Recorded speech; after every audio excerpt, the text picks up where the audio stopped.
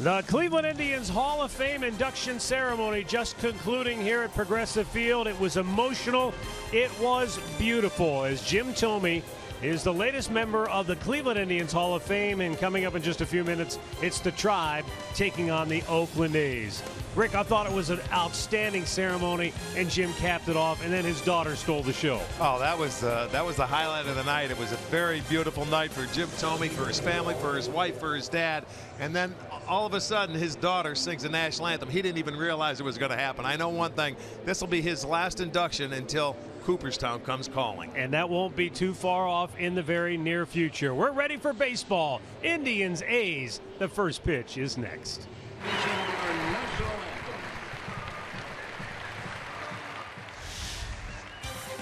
Cleveland Indians baseball is brought to you by WB Mason, the official office supplier of the Cleveland Indians. By McDonald's, I'm loving it. And by your local Toyota dealers, visit buyatoyota.com. Toyota, let's go places.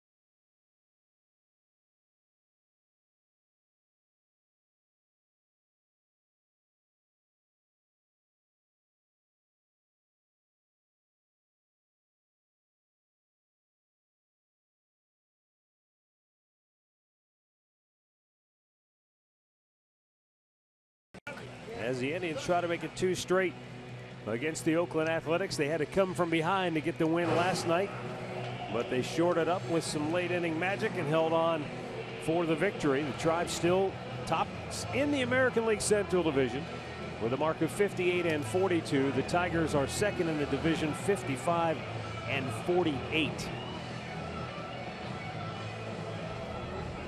Take a look back at last night in the 7th inning. Oakland had the lead. At that point, it was 3-1, but this error opened the door, and the Indians kicked it open big time. They certainly did. They took advantage of, and those are the things you have to do. One little error should have been 2 outs, nobody on. They go on to score 4 runs in the inning, and it happened quickly. And there you go. You take things like that, a wild pitch, a sacrifice fly. They put 4 on the board. They ended up closing it out the rest of the way. They ended up getting a win for the first game of this series. And you look at where the Indians are at after 100 games. It's their best mark since 2007.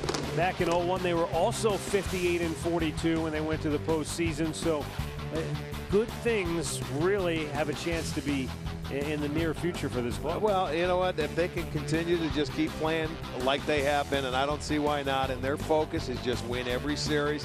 They've got game 1 at hand for this series. They're looking at tonight. If they can get a win, they can win the series and go for the sweep tomorrow. Let's take a look at the lineup that Josh Tomlin will oppose tonight for Bob Melvin and the Oakland Athletics. Jed Lowrie moving into the leadoff spot tonight. Jake Smolinski will bat second. Then it's Josh Reddick, followed by Chris Davis. Danny Valencia will start at third tonight. He'll hit 5th. Then it's Yonder Alonso, Billy Butler, Marcus Semien, and Bruce Maxwell will do the catching, and he will bat 9th. And the Northern Ohio Honda starting pitcher for the Indians, Josh Tomlin, his 19th start. Josh has had, a rough July. Sort of rough, not really. 1-2 and a 4.07. But, he's had a couple of good starts mixed in there. And Josh has had a nice year, 10-3, a 348 earned run average. At home, he's 4-2 on the year. In his career, this will be his 3rd start against the A's. He's 0-2, but he hasn't faced them since 2014 in this ballpark. So we'll see what he has to offer for them tonight. Let's take a look at the defense behind him, brought to you by Jeep. It looks like this. In the outfield, Ramirez in left, Davis in center, Amante in right. It'll be Uribe at third, Lindor at short, Kipnis at second, Napoli at first, Gimenez doing the catching. Trip Gibson has the plate, Hunter Wendelstedt at first, crew chief Jerry Lane at second, And Scott Berry is at third base. What we look for Josh in the first inning this year. His ERA is 6.5, 6.50. After the first, it's under 3. It's 2.9.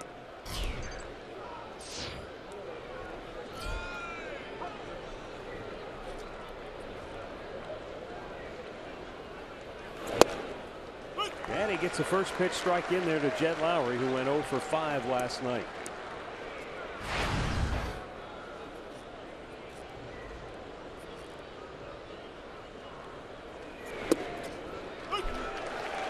And 2 quick strikes gets him ahead. That's a pitch that's been very effective for Josh. That curveball, you know, when it's been hot and the humidity's out there, it gets a nice break to it. Up and in, he just missed.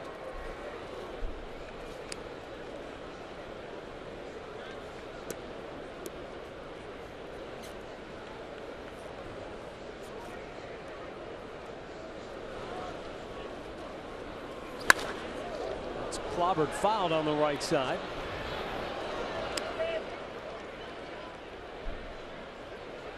.76 degrees, our game time temperature. They're mostly clear, a few clouds in the sky. Had a little brief rain shower today. What was that, about 5:30? Swing and a miss and a breaking ball in the dirt. Lowrie strikes out, 1 away.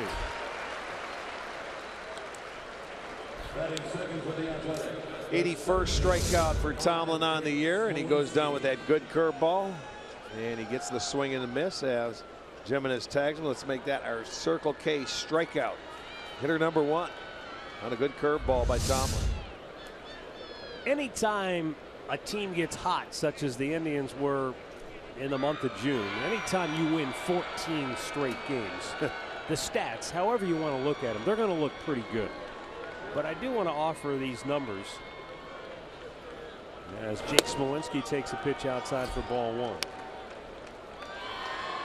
You might say, as the starting pitching goes, so go the Indians. During the 14-game win streak, the starters were 10-0 with a 1.83 earned run average. In their 21 games since that 14-game win streak, the starters have gone 6-7, and that ERA is 4.5. And they've gone 9-12 in those 21 games. Well, it's hard to stay on a roll like they were in the month of June. You know, and so many things factor into that too. Defense, how you score. Do you score early? Do you get them runs early? A lot of that comes into play. Just missed outside, 3-1.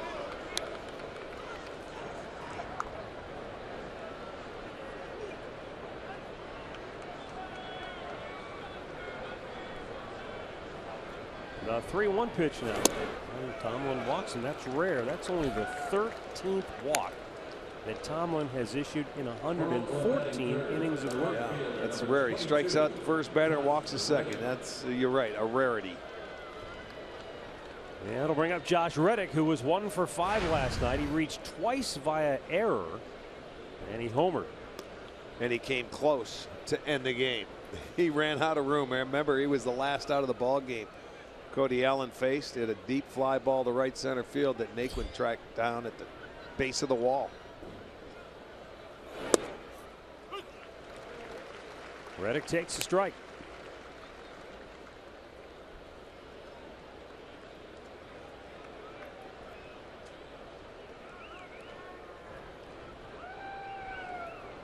Well, this is one of the first times, man, everybody are in their seats by the first inning, you know, because of the Hall of Fame induction and the ceremonies. They were all here early. Usually we look out there and they're trying to pile in here, but they're here early.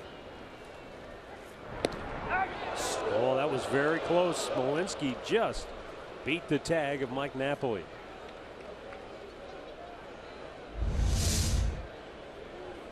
Tomlin always pays attention to base runners. He did get the hand back in plenty of time.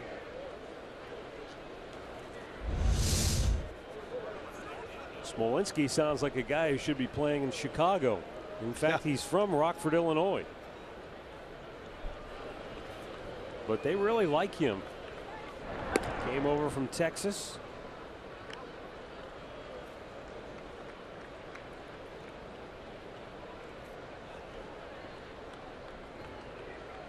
could turn out to be a real steal. They claimed him off waivers from the Rangers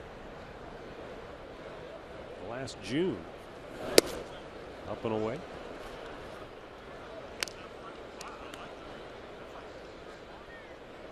Well, we know one thing. The Rangers organization usually puts out good hitters. They have continued to do that for years.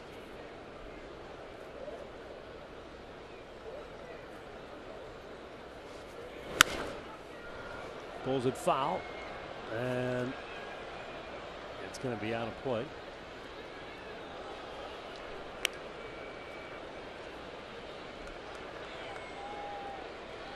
Oakland making a trade late this afternoon before this game got underway. They traded for Brett Eibner of the Kansas City Royals, and they sent outfielder Britt Burns to Kansas City. Billy Burns, yeah. You're thinking of the pitcher. Yeah, Britt Burns with the Chicago White Sox. That's back in my day. So Hall of Fame weekend has us waxing nostalgic. The 1-2. There's a liner to left and a base hit for Reddick. So he's swinging the bat pretty well right now. He had a good pitch. He stayed on the baseball, takes it the other way. And this is the approach for Josh Tomlin, because what you do, you try and take his fastball that way, and then it keeps you on his cutter and maybe his curveball. A really nice swing there by Reddick to get the first hit. So they will have runners at first and second, 1 out. Well, you mentioned it. The first inning has been at times troublesome for Tomlin, as it is for a number of starting pitchers. A lot of starters, and starters go through that throughout the course of the year. Now here's Chris Davis, who hit his 26th home run of the year last night. Starter gets out there, and if he can get through that first and get a little comfortable and get a little rhythm going, a lot of times your good ones, they settle in.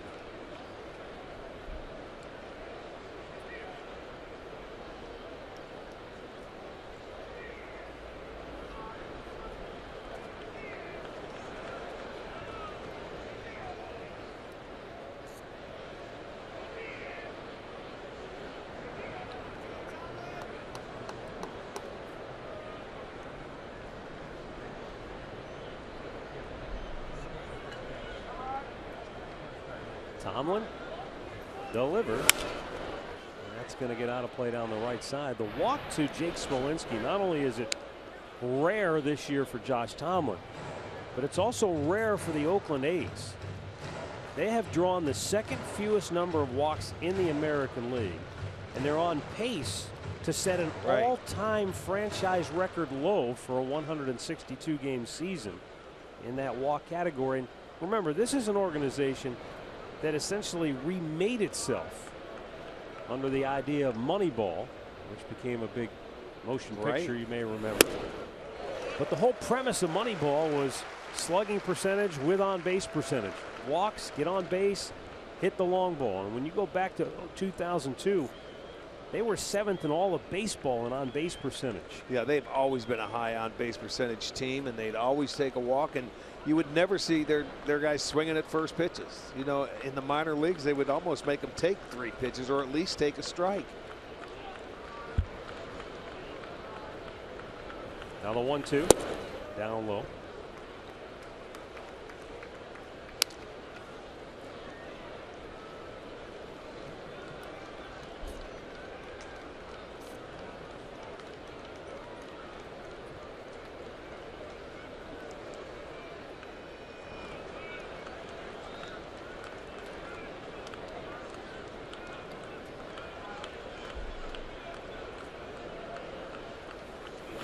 Swung on and missed. He strikes out Chris Davis, and there are 2 down here in the first inning. He just reared back and threw the fastball, and they wanted it in. It wasn't in where Tomlin can get it, but he still throws it by him, and that was 90. And you get the swing and a miss. Normally, Tomlin with that pinpoint control, he pitches hitters inside probably better than any Indians pitcher because he has to. But he gets his second out of the inning, and both of them coming on strikeouts.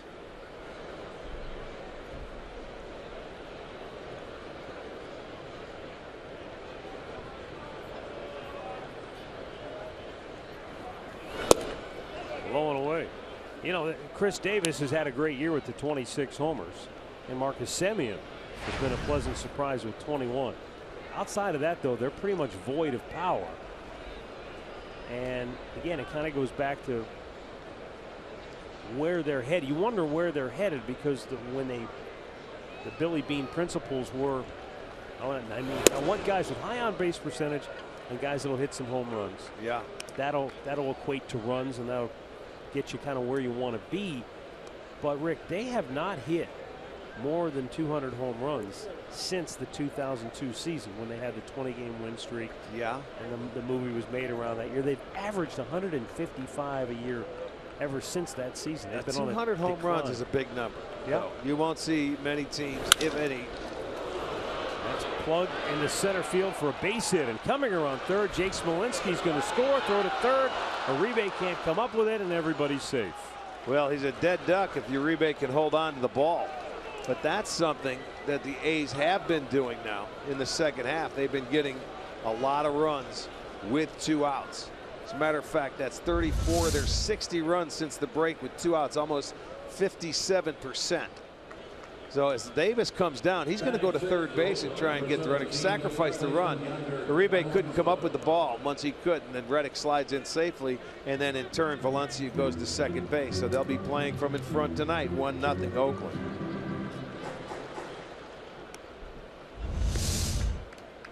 And it will bring up Yonder Alonso.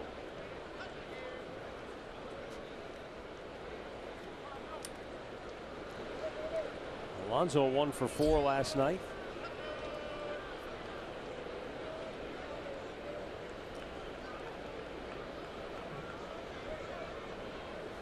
He pulls that foul.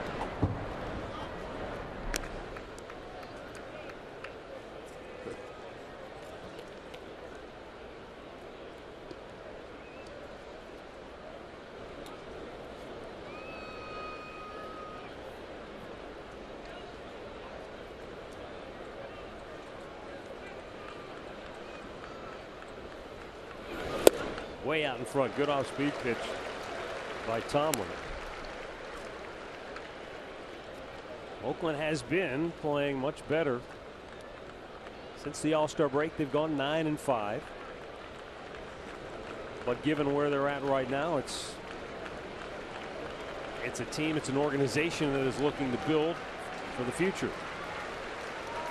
The 0-2 offering. Swung on and missed. He strikes him out.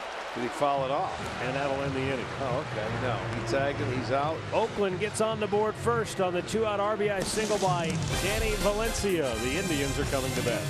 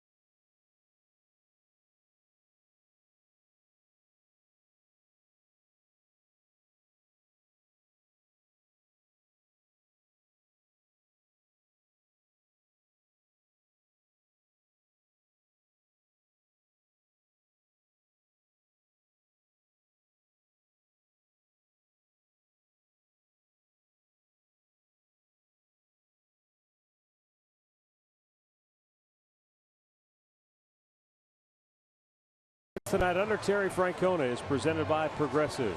Rajai Davis will lead it off. Then it's Jason Kipnis, followed by Francisco Lindor. Mike Napoli bats cleanup. Carlos Santana will DH and hit fifth. Then it's Jose Ramirez batting sixth. Juan Uribe starting at third tonight. He'll bat seventh. Almonte is in right, batting eighth. And Chris Gimenez once again behind the plate, hitting ninth. And the Hyundai starting pitcher for the Oakland A's, making his fourth start, Dylan Overton.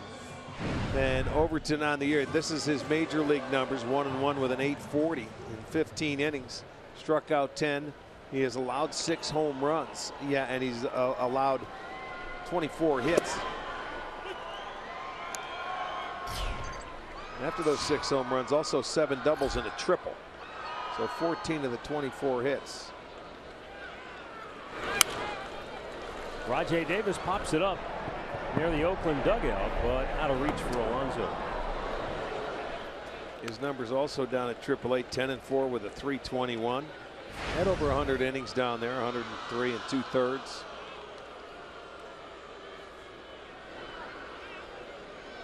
So with Hill making his start, Sonny Gray will missing his start. Sonny Gray will pitch tomorrow, and they called Overton up today. Are you kidding me? The first beach ball sighting here in center field. Wow.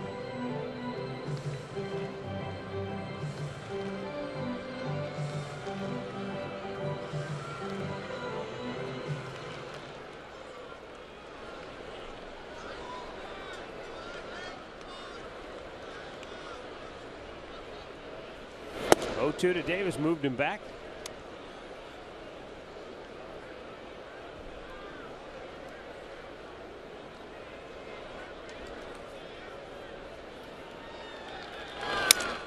Shadowed the bat. Ball went back to the screen. The bat went in about 4 or 5 different pieces. Let's go down to Andre Knott. What's your read on Dylan Ray Overton? Well, what we're going to see is sometimes he throws across his body. You'll have some cut fastball action on his fastball, even though he doesn't cut it. It just looks that way at times. But you're going to see a lot of off-speed pitches. Changeup is his best pitch. That's the pitch that the Indians are looking for. Like I said, though, throws across his body at times, so that throws hitters off at times, especially right-handers. Yeah, that changeup was the one that Davis just broke his bat on off the end of the bat. It was about 78 miles per hour. So he's not overpowering whatsoever. Threw it by him though and strikes out Davis, 1 away. Let's set the defense for Oakland tonight.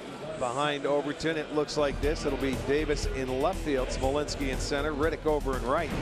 It'll be Valencia at third, Semien is at short, Lowrie at second, Alonso is at first, Maxwell doing the catching.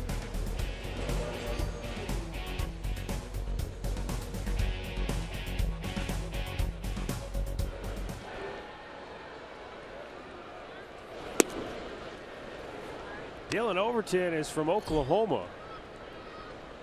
And coming out of high school, he was drafted in the 26th round by the Boston Red Sox.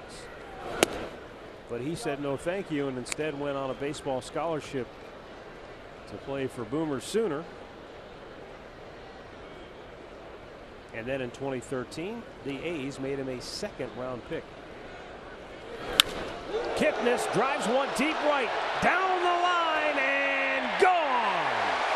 Jason Kipnis ties it with his 17th home run of the year. Well, he had the count in his favor and put a really nice swing on that ball. Stayed down the line, stayed true. There was no hook to it. His 3rd home run on the year off a left-hander. And he did not waste any time. He jumped on that inside fastball about belt high. Turned on it. Nice quick hands through the hitting area. And there you'll see it right down the line. And we have a tie ball game. Back come the Indians. And that is the 2000th home run hit here at Progressive Field in regular season play. So whoever caught that, that's a nice little souvenir.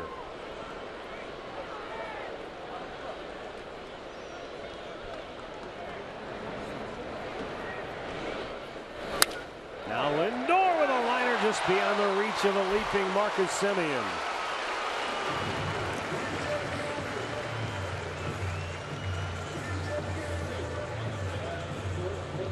Now Our keys to the game are brought to you by Wayside Furniture.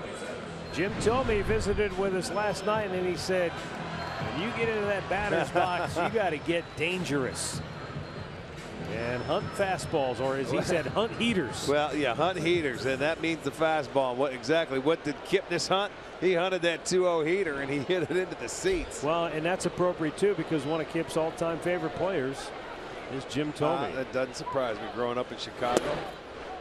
And he had a chance, of course, to play with Jim when he came back here. So I'm sure that's not lost on Kip that he hits a home run on the night that Thome is inducted into the Hall of Fame. He gets to see him tonight before he gets out of here. I'm sure they'll talk about it. Mike Napoli.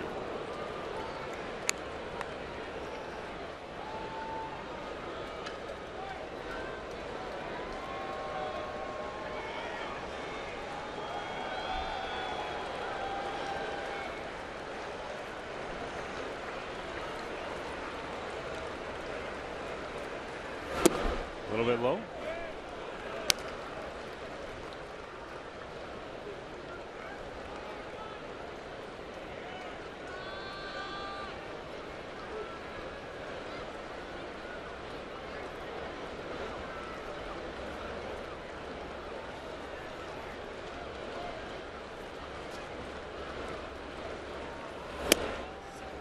Missed outside.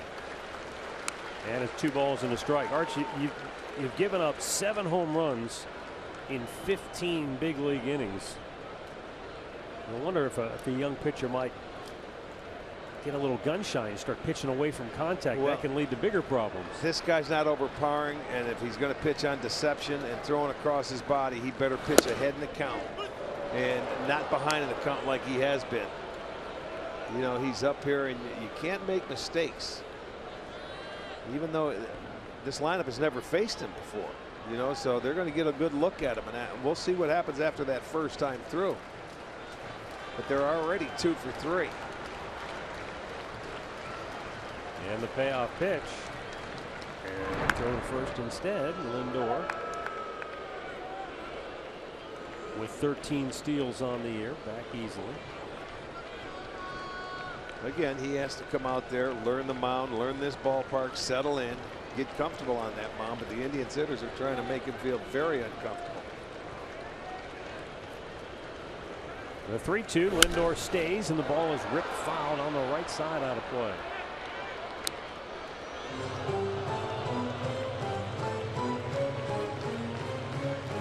Mike Napoli, Carlos Santana tied for the team lead with 22 home runs each.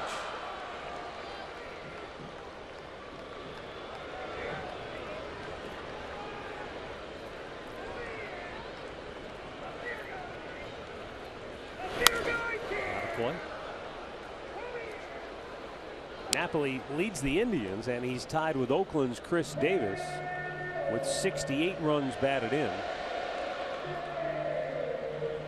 That's 6th most in the AL.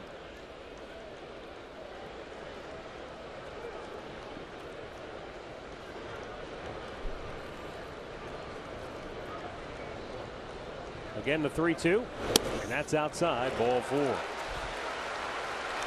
So Dylan Overton, after striking out RAJAI Davis, has not retired a batter, and Carlos Santana is coming to the plate. All time, the Indians are 991 wins here at Progressive Field, and that's against 790 losses, a winning percentage of better than .550. 200 games over that break-even point. That's pretty nice. And those 2,000 home runs have certainly helped.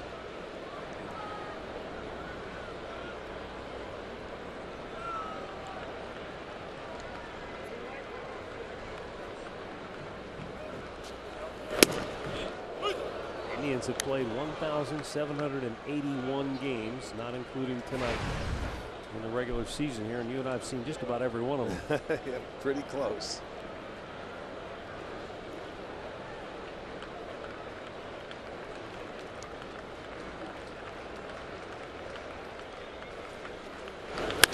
Santana Play ball is short. And that helps get Dylan Overton out of the inning. Well, Jason Kipnis gets the Indians on the board here in the bottom of the first as they come right back and tie the game at 1.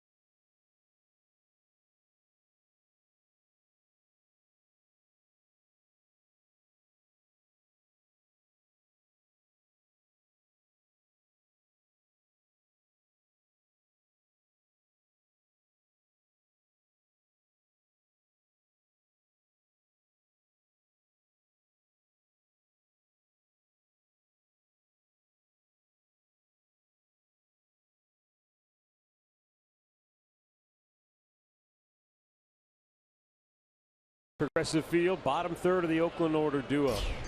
Billy Butler will lead it off, and Josh Tomlin goes to work in a 1-1 ball game now. Big Uncle Charlie in for a strike. Butler was 2 for 3 last night with an RBI.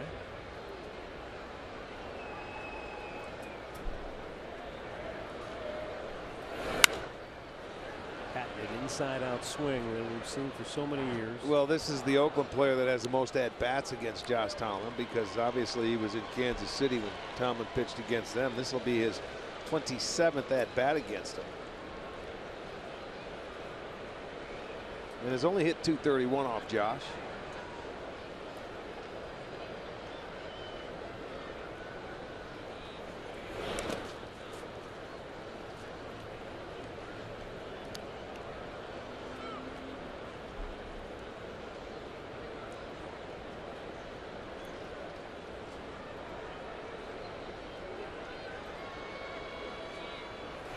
Swung on and missed. He did chase that breaking ball after all, and that's 4 Ks for Tomlin.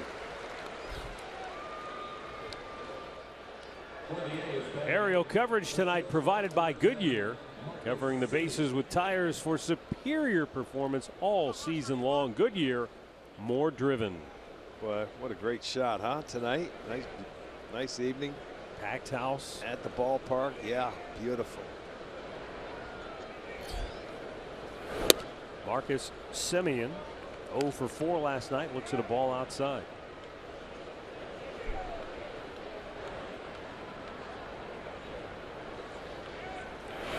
Low and away, 2-0.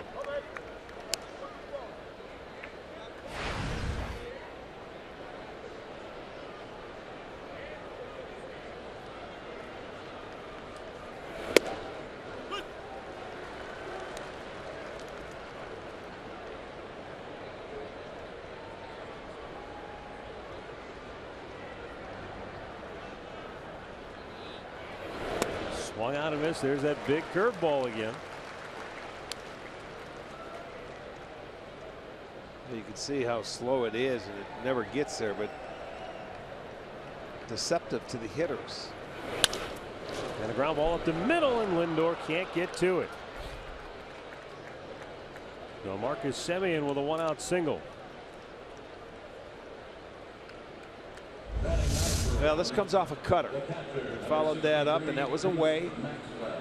But he stayed up the middle, stayed on the right middle part of the ballpark. Gets a base hit, already the 3rd hit for Oakland through their first 8 hitters. Well, so they're 3 for 7. That includes the walk. Here's the catcher, Bruce Maxwell, left-handed hitter.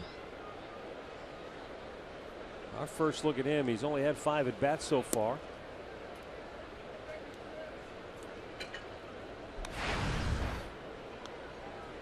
That's the key for Josh, as we all know, and he knows that when you pitch ahead and strike 1, he gets outs. When he falls behind, he's had 3 2-0 counts to this point. They have 2 singles and a walk.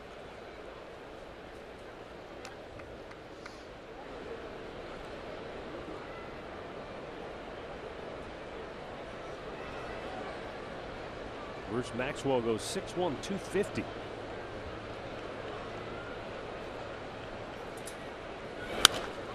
Play.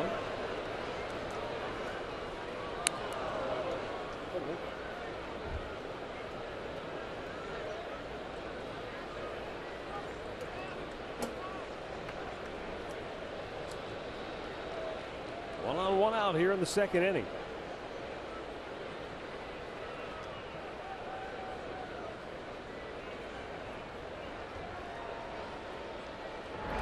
It's looking more and more like it's going to be a 2-team race in the American League Central Division. Kansas City just keeps falling by the wayside. They're 10 games back heading into today. And after they just learned that Luke Hochevar might need thoracic outlet syndrome surgery, now Wade Davis is undergoing an MRI on his right elbow. The innings that have been piled up over the last couple of years may have something to do with it, right? Yeah. And speaking of injuries, Oakland, a lot of rumors about Rich Hill. He's now officially been put on the DL by the A's. That blister problem just doesn't seem to want to go away. 1-2 pitch, slowly topped. Tomlin will take the sure out at first, and there are 2 away. SEMIEN in the scoring position. While we're on the injury news, Arch, let's take a look at the injury report brought to you by Elk and Elk. There's the official word on Hochevar. Now, it's been recommended that he have that surgery. He's going to go get a second opinion, and I can't blame him after everything's already been through. No kidding. Brett Lowry, you mentioned that last night on the DL with Chicago. And our old boy, Luis Valbuena. I saw him going down the first baseline, and he went down. Yeah. Hamstring flew out on him. So all of these injuries, the timing for teams as we're right here at that deadline. And, you know, it's that time of year, Ben, where you're getting into the dog days of summer. You know, and that's what happens. A lot of guys can go down at this time. Back to the top of the order, Jed Lowrie, who struck out his first time up. Sometimes that's one reason why a lot of teams have to go out and make a trade, is because of injuries. Yeah.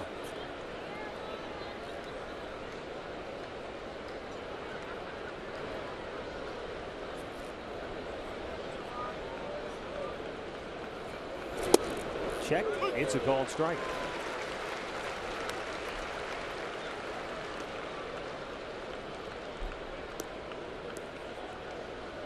Earlier today, Toronto beat Baltimore. The Blue Jays move into first place in the East. The Orioles have now lost 5 in a row. Yeah, they flip-flopped. They're up by a half a game over Baltimore. Texas began the day with a 4-game lead over Houston in the West, and the Indians, of course, 4.5 games better than Detroit, but the key there is they're 6 up in that loss column. And yes, Indians have some games to make up on Detroit just in terms of volume. But as we pointed out, not many off days remain for Cleveland the rest of the way. The 1-2 pitch, got him looking. Tomlin with his 5th strikeout already tonight. And we go to the bottom of the 2nd, tied at 1.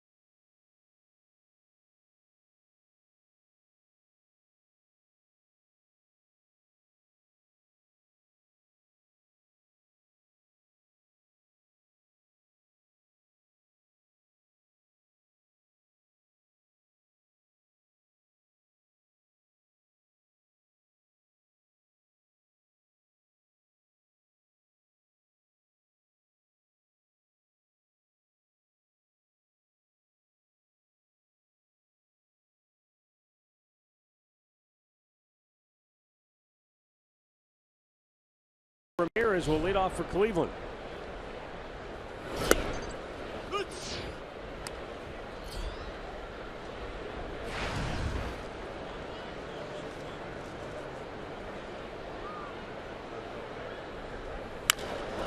Ramirez with a high drive, deep left field, and gone to Souvenir City.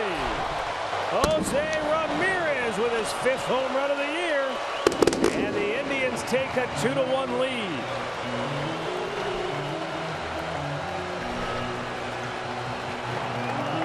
Yeah, for Jose, only his 5th home run, but it's been a while. But certainly a welcome one. AT&T high-speed replay. That was a breaking ball that stayed up in the zone, and he gave it a ride. He hung him a slider and hit it a ton, unless that was a changeup that stayed up there. It was an off-speed pitch.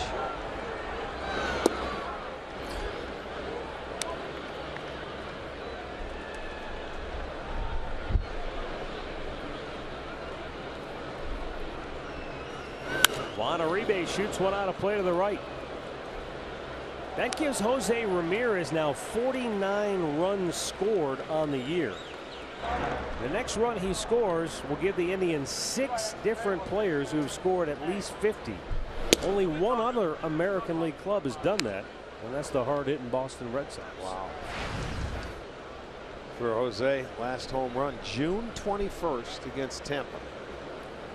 So well over a month. Well, he's not a home run hitter. No, he's not. I mean, they come with good yeah. swings. I understand that. Understand that. He still continues to hit the ball very well. But you know, it's funny when he puts one good swing on it, how far they go for his size. Yeah, that was no wall scraper. Uribe fouls out, one away.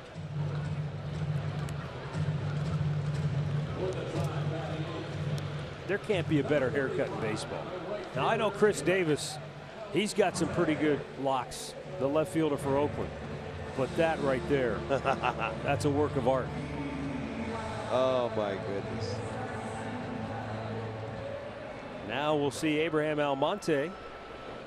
Had a key pinch hit RBI, scored a run last night. And he strokes a single in the left field.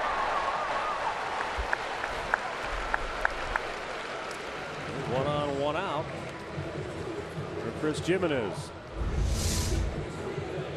Well, he comes down, and I'll tell you what, they are all over Overton. They are 4 for 7 the first time through this lineup, and he's not fooling many of them, I got to tell you.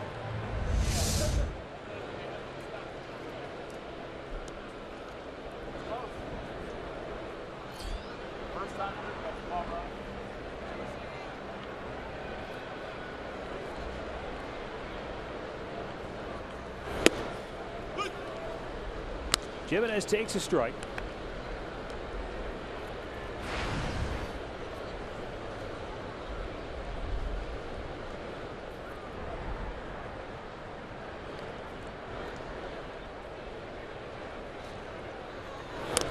Glanced off the bat, and he's not happy. 0-2.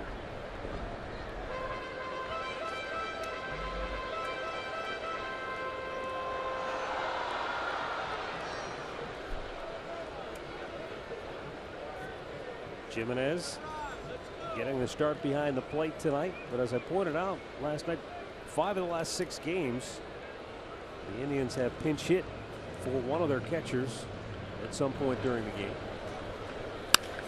That's a shot up the middle, and it gets by a diving Lowry. Stopping at second base is Almonte. And Chris Gimenez keeps the train rolling for the Tribe here in inning number 2. And Chris gets a pitch, 0-2. Look at that big hanger up there, and that's not a very good pitch. 0-2. He sure double clutch. You see him double clutch that front foot, put it down. I'll bet that's what Kurt Young's going out to tell him. Yeah. Put that in your back pocket when you get to 2 strikes. This guy, I'll tell you what, 5 hits the first time through the lineup, and he walked 1 man, so they've had 6 base runners out of the 9. Stat of the game brought to you by Buick. Indians have more home games left than anybody. Ooh, I like that. Yeah, you know, we talked about it when we came home off of this last road trip. But boy, sooner or later you got to catch up eventually, but they made up ground through their swing when they were doing so much work on the road. Yep. And they play much better at home than they do on the road, so that's a good thing. Tribe 11 games over 500 here at home. 5 over on the road. RAJAI Davis shoots one high in the air, deep right center. Back is Reddick on the warning track. He'll make the catch, and Almonte is unable to tag. Well, no big deal. But there are 2 down. Yeah, there's 2 outs anyway. Nobody was out there. He would have. Davis gave it a ride, but it's awfully tough to hit it out the other way. I mean, he was halfway. He could have made a decision maybe a little bit earlier if he thought Reddick was going to catch up to the ball. He could see it, but he went maybe a little too far to third base. But like I said, he's in scoring position anyway. And up comes Jason KIPNIS, who went deep right down the line and right his first time up.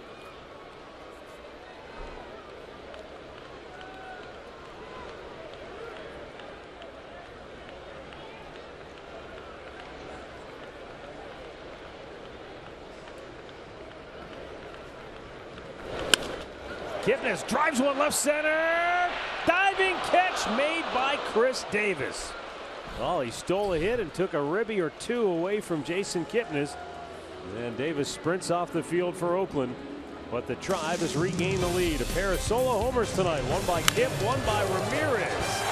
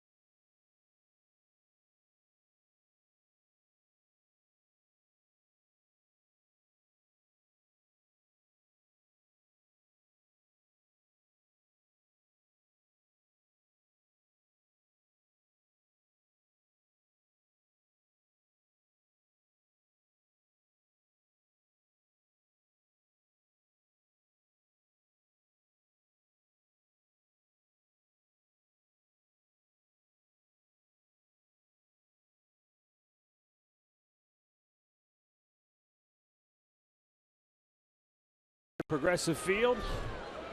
And now we bring you inside where Josh Tomlin goes to work here in the 3rd inning with a 2-1 lead. He'll face Jake Smolinski, Josh Reddick, and Chris Davis. Matt Underwood, Rick Manning with you. Andre Knott down below, and we're joined in the booth right now by Indians Hall of Famer Sutton Sam McDowell. How are you, sir? Doing pretty good, partner. And you? Great. Absolutely great. How much fun is it for you to come back for these Hall of Fame celebrations? Oh, it's a ball. It's a ball. It's like Kenny and I were talking earlier today that I don't care. Nice play at third by Uribe. Yeah, pitcher's got to love to see that. Oh, you bet. You bet. That was a hell of a play. I was talking with Kenny Laughlin. We were talking about the friendships that you gain in baseball. I don't care who you are outside of baseball. It's never as close. And, you know, I can come back 20 years from now, if I'm alive, and it's just like you never left. Yeah, they make you feel right at home. It's a really tight fraternity, isn't it? It is. Now, do you get a chance to watch much of the games during the year, or much baseball at all? Actually, it's very sad because I can't get that many Indian games, although I do follow the Indians. Right. I see probably maybe 30 games a year, and that's it. And I would love to see more, especially with your pitching staff this year. Well, you know what? They have a thing called MLB package. I'm going to get it for you down there. You're in the Villages now, right? In the Villages. You got to get that package and watch this staff the Indians have now. It's something very special. I figured if I played the victim long enough that I'd get somebody to buy me a package. I'm going to get it for you, my friend. No, you've got to see it because, you know, your name keeps popping up on our screen with guys like Kluber, Carrasco with strikeouts in the game and how many they do during the year. And I know one year, would you have 325 strikeouts? 325, and then 2 years later, 304. Yeah, that's unbelievable. And innings, you pitched 300 innings one year. No, close to it, 279. Okay, that was your, okay, 279. There's a few of your numbers right there. 122 wins, 2,159 strikeouts. But in a day we talk about, what do you think? Back in the day, guys used to try and choke up when they'd get to 2 strikes and put the ball in play. Now they don't care if you strike out pretty much, you know, as a hitter, and you could get after it here. Well, what's sad is that I talk to a lot of coaches. As you know, I still travel around with the commissioner of baseball with Pat, and talking with a lot of coaches, and what they're upset about is that the hitters today, they want to hit home runs only. Right. That's it. And if you ask them right to their face, they'll tell you that's the only way you're going to make money. Yeah. And that's all they care about. So they're going to swing for the hilt. Well, let me ask you this question. What's your take on pitch count for pitchers nowadays? Well, I'm with a medical doctor down in Florida, and he's been researching pitchers' arms and injuries for 25 years. And basically the bottom line is the pitch count doesn't matter either way if you're trained the right way. The problem is kids are not trained the right way from the day that they're in the first. Nice little pop up there for everybody. Come on in and catch it. Monte's there, makes the grab. But the way that they're trained today and only allowed to play one sport, it hurts them physically.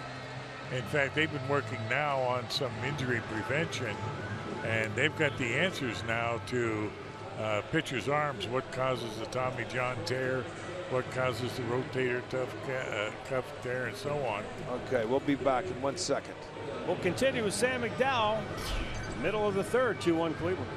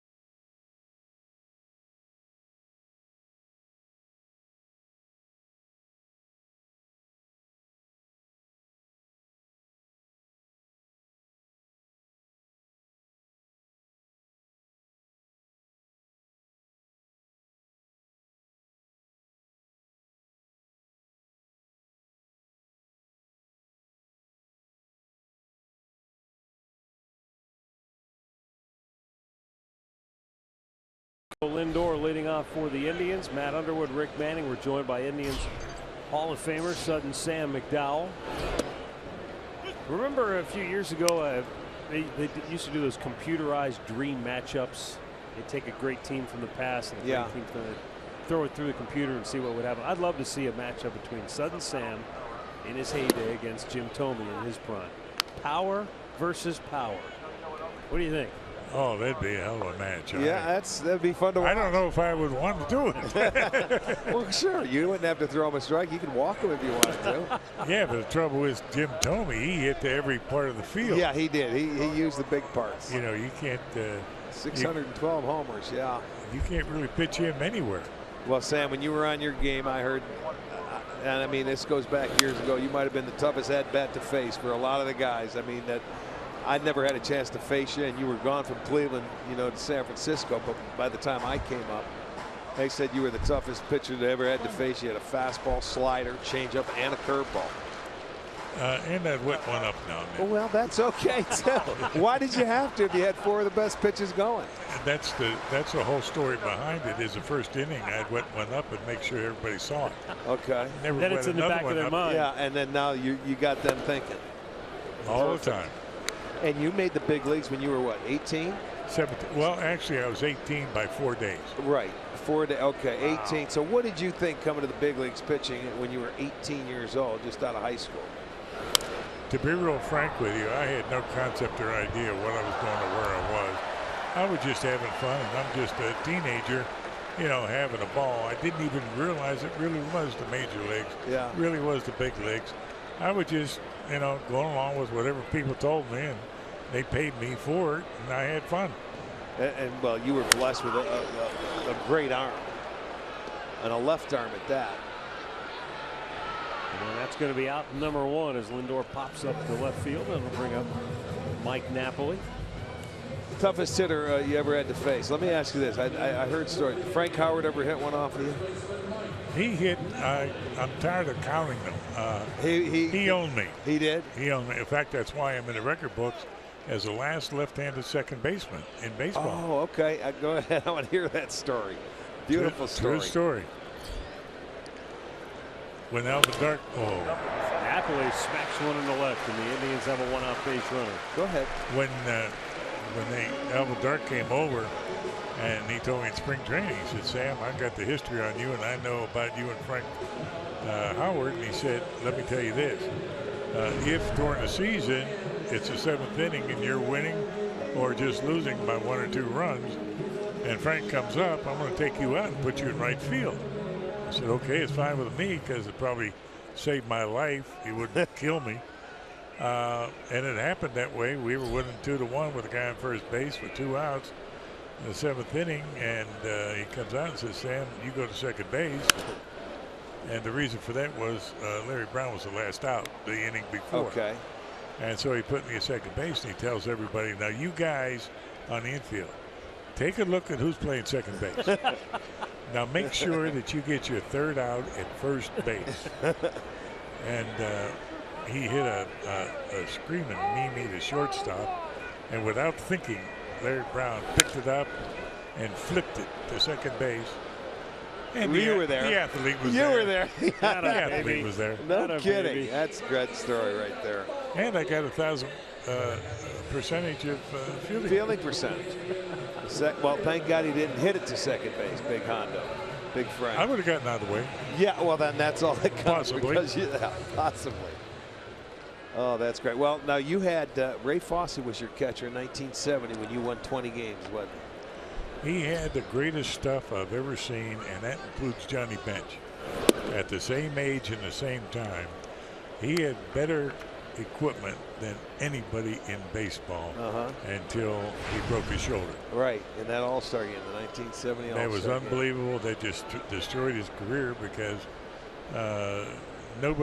it didn't show up in X-rays at first, and then nobody would believe Ray when he kept telling him how painful it was. And so Ray kept changing his swing to try and find some place he could swing without it killing him. And then they finally took a look and found out, yeah, you broke your collarbone. Oh, boy. Never was the same after that. Well, he was, Ray does the broadcasting for the Oakland A's TV and also does some radio over there. Great teammate of mine. I loved him to death. And yeah, that was it. 1970. Your only season you won 20 games, right? Yeah. Nice. Yeah. Yeah, he's a real gentleman, real class Yes, act. he is. 2-1 pitch. Jose Ramirez taking. It's down low, 3-1. We're visiting with Sutton Sam McDowell, who 5 times was a strikeout champ in the league, 6 times an All-Star, and a member of the Cleveland Indians Hall of Fame here tonight for the enshrinement of Jim Thome, Charlie Jameson, Frank Robinson, and Albert Bell. 3-1 pitch. Smacked into left field. Jose Ramirez is 2 for 2. And Napoli will stop at second. The Indians have 2 on with 2 out. Now, I'm trying to think. Did you face Frank Robinson? Was he? Oh, yeah. Was he in Baltimore when you would have been with Cleveland? I can't remember what years he was with. 60s, yes. Yeah. Yeah, I faced him a lot. I'd say I probably fared 50-50 with him. But because I threw so hard, most of the time he didn't have a chance to get the bat around in time. So he got a few singles or doubles, but nothing like the home runs he used to hit off of Louis Tion. Yeah. He owned Louis. Oh, yeah? He owned Louis Tion. You guys saw the old Baltimore Stadium. Yes. Okay? Memorial Stadium, right. Yeah, Memorial Stadium. And Frank hit one totally out of the stadium. I heard the story, yeah, and that's not easy to do. Totally out of the stadium. You know, and look, Tion wasn't an easy guy for right-handers to face. You know, he had all that, and he was throwing hard back in the days when you guys were teammates in the 60s. And he had 42 deliveries. Yeah, right. It could change it at any given time. Juan Uribe fouls one straight back. That was the one thing they say in the, you know, back in the 60s. These guys had a tremendous pitching staff, but no offense. In fact, there's something going on right now. I'm not quite sure totally of all the particulars, but I know that Russ Snyder, the former writer here for the Plain Dealer, and a couple other writers, they're looking into it. There's a now argument as to what was the greatest starting pitching staff in the history of baseball. And many of the writers were picking Cleveland, some picked Baltimore, and some picked the 54 Indians. And then they're also looking up in the book called Strike 3 that our bullpen catcher, who turned out to be a brain surgeon, not a joke, a brain surgeon, and he loved to do research, so he researched it for like 20 years. And statistically, we were the best in the history of baseball. No kidding. Yeah. Uribe pops one to center. This should get him out of the inning. Smolinski will make the catch. Sam, great to catch up with you. Thanks for stopping by. It was my pleasure. Thank you very much. Sam, Indians Hall of Famer Rick, Sudden Sam McDowell. Kenny Lofton's coming up next. It's 2-1 Cleveland after 3.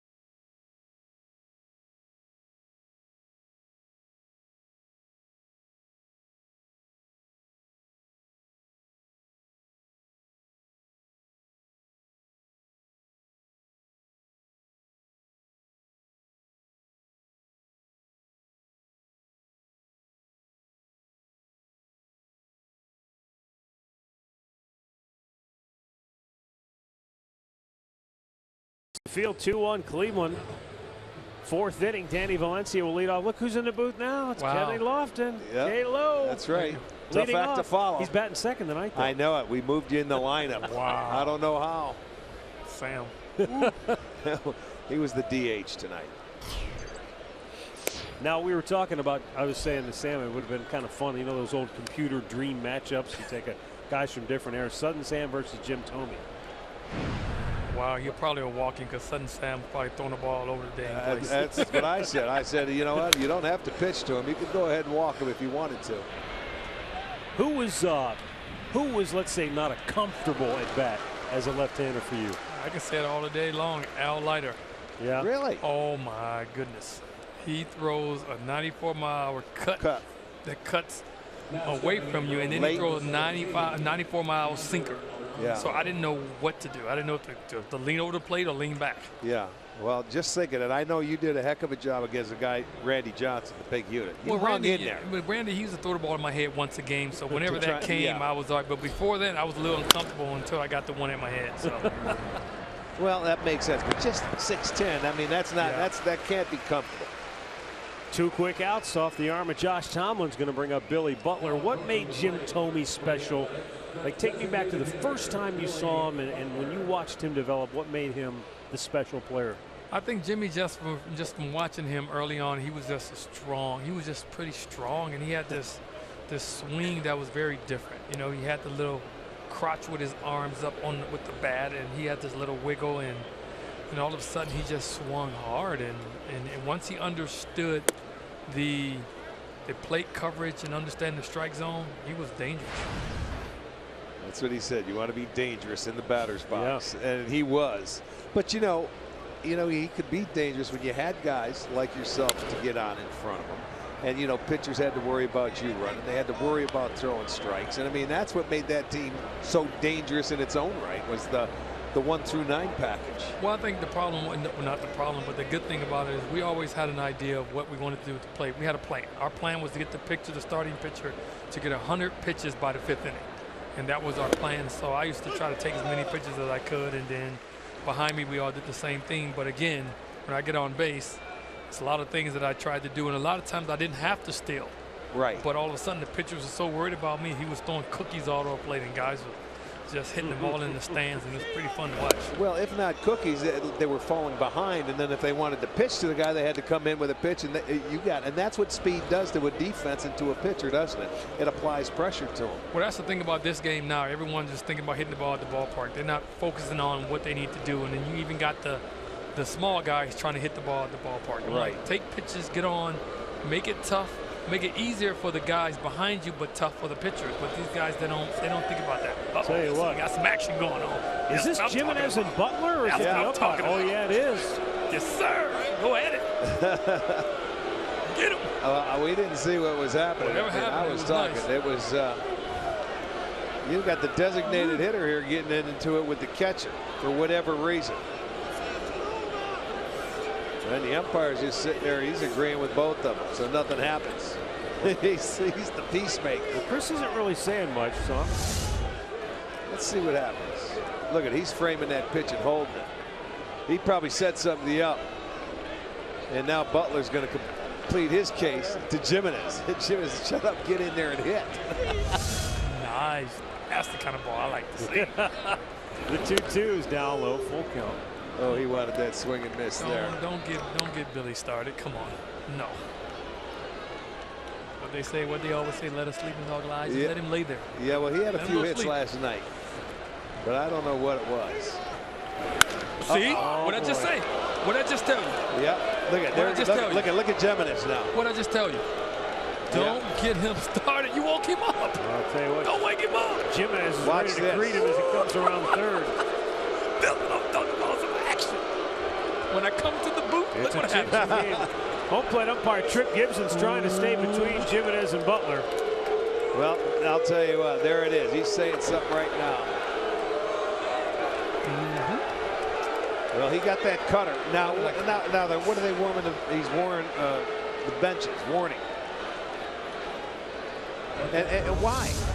Nobody was thrown at or anything. He hung on cutter. Oh, he did say something. Butler said something as soon as he swung it. Oh boy. This is far from over. Wow. Well, that's interesting. Well, it's back to a tie game now. Butler hit his 4th homer. I didn't mean to call that one, but well, you're right. You get somebody going, or you wake them up. Man. big man at the plate right there. And he doesn't hit a lot of home runs. We talked about that before. It's one of the problems Kansas City had with, paying him at the end of the day. And I know that gets under your skin because it goes back to when you were playing. They only play home run hitters. Yeah. Which is kind of goofy, but because you can't win with just home run hitters either. We've seen that. We've seen lineups that are all or nothing. You have to have guys that can get on base and do everything. 0-2 to Semien. Well, we were disrupted right there for a few pitches. Wow. Wow, we had a good roll going on until this. Yeah. Oh, man. I don't know. Well, his teammates come out. They like it. Now they're happy. That's a tie ball game. But long way to go in this one. 1-2 pitch.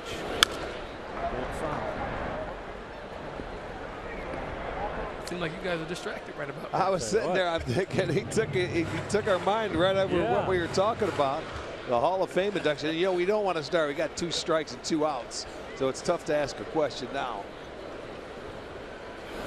Swing and a miss. Kenny Lofton stirring it up here at Progressive Field. Yes, he is. We got a ball game as Butler goes deep to tie it up.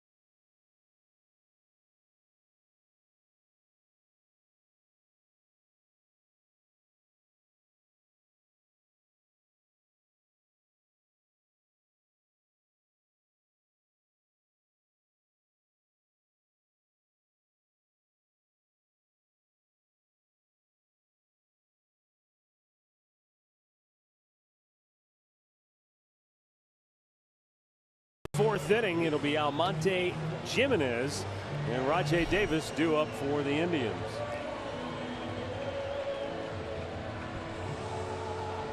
We've got a developing story here. Yeah, Chris will be up second this inning. Yeah. Nothing's going to happen. They're already worn the benches already, in which they shouldn't have, but I don't know why. Nobody was throwing This is the softness of the game now. There you go. How about Crushes that? it. Oh, take that one. How's that for a response? First pitch. Yeah, that was no doubter. There's your answer right there.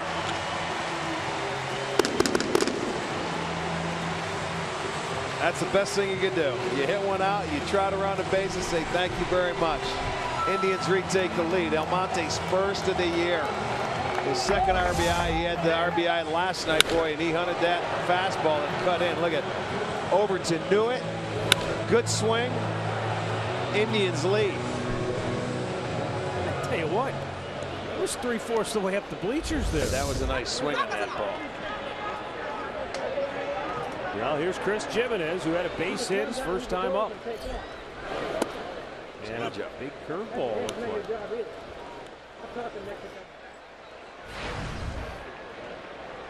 Well, third home run given up by Overton tonight. And now Gimenez driving one. Right center, but it's caught by Reddick for out number 1. It's going to bring up RAJAI Davis, who's given the Indians a speed element that we haven't seen here in a while. He's right there at the top of the league in stolen bases. And I was thinking about you today with a lineup that had Tomey and Bell and Murray and big mashers. It didn't ever discourage you and Omar Vizquel from running, though. Again, that was our job, you know, in which most of the guys say, you know, it's easy for them to drive me in from a base, you know, closer toward home than it is, you know, just being at first base. So, you know, with me being at third base, they have a chance to just hit a sacrifice fly, and I score, or a single, and I score from second.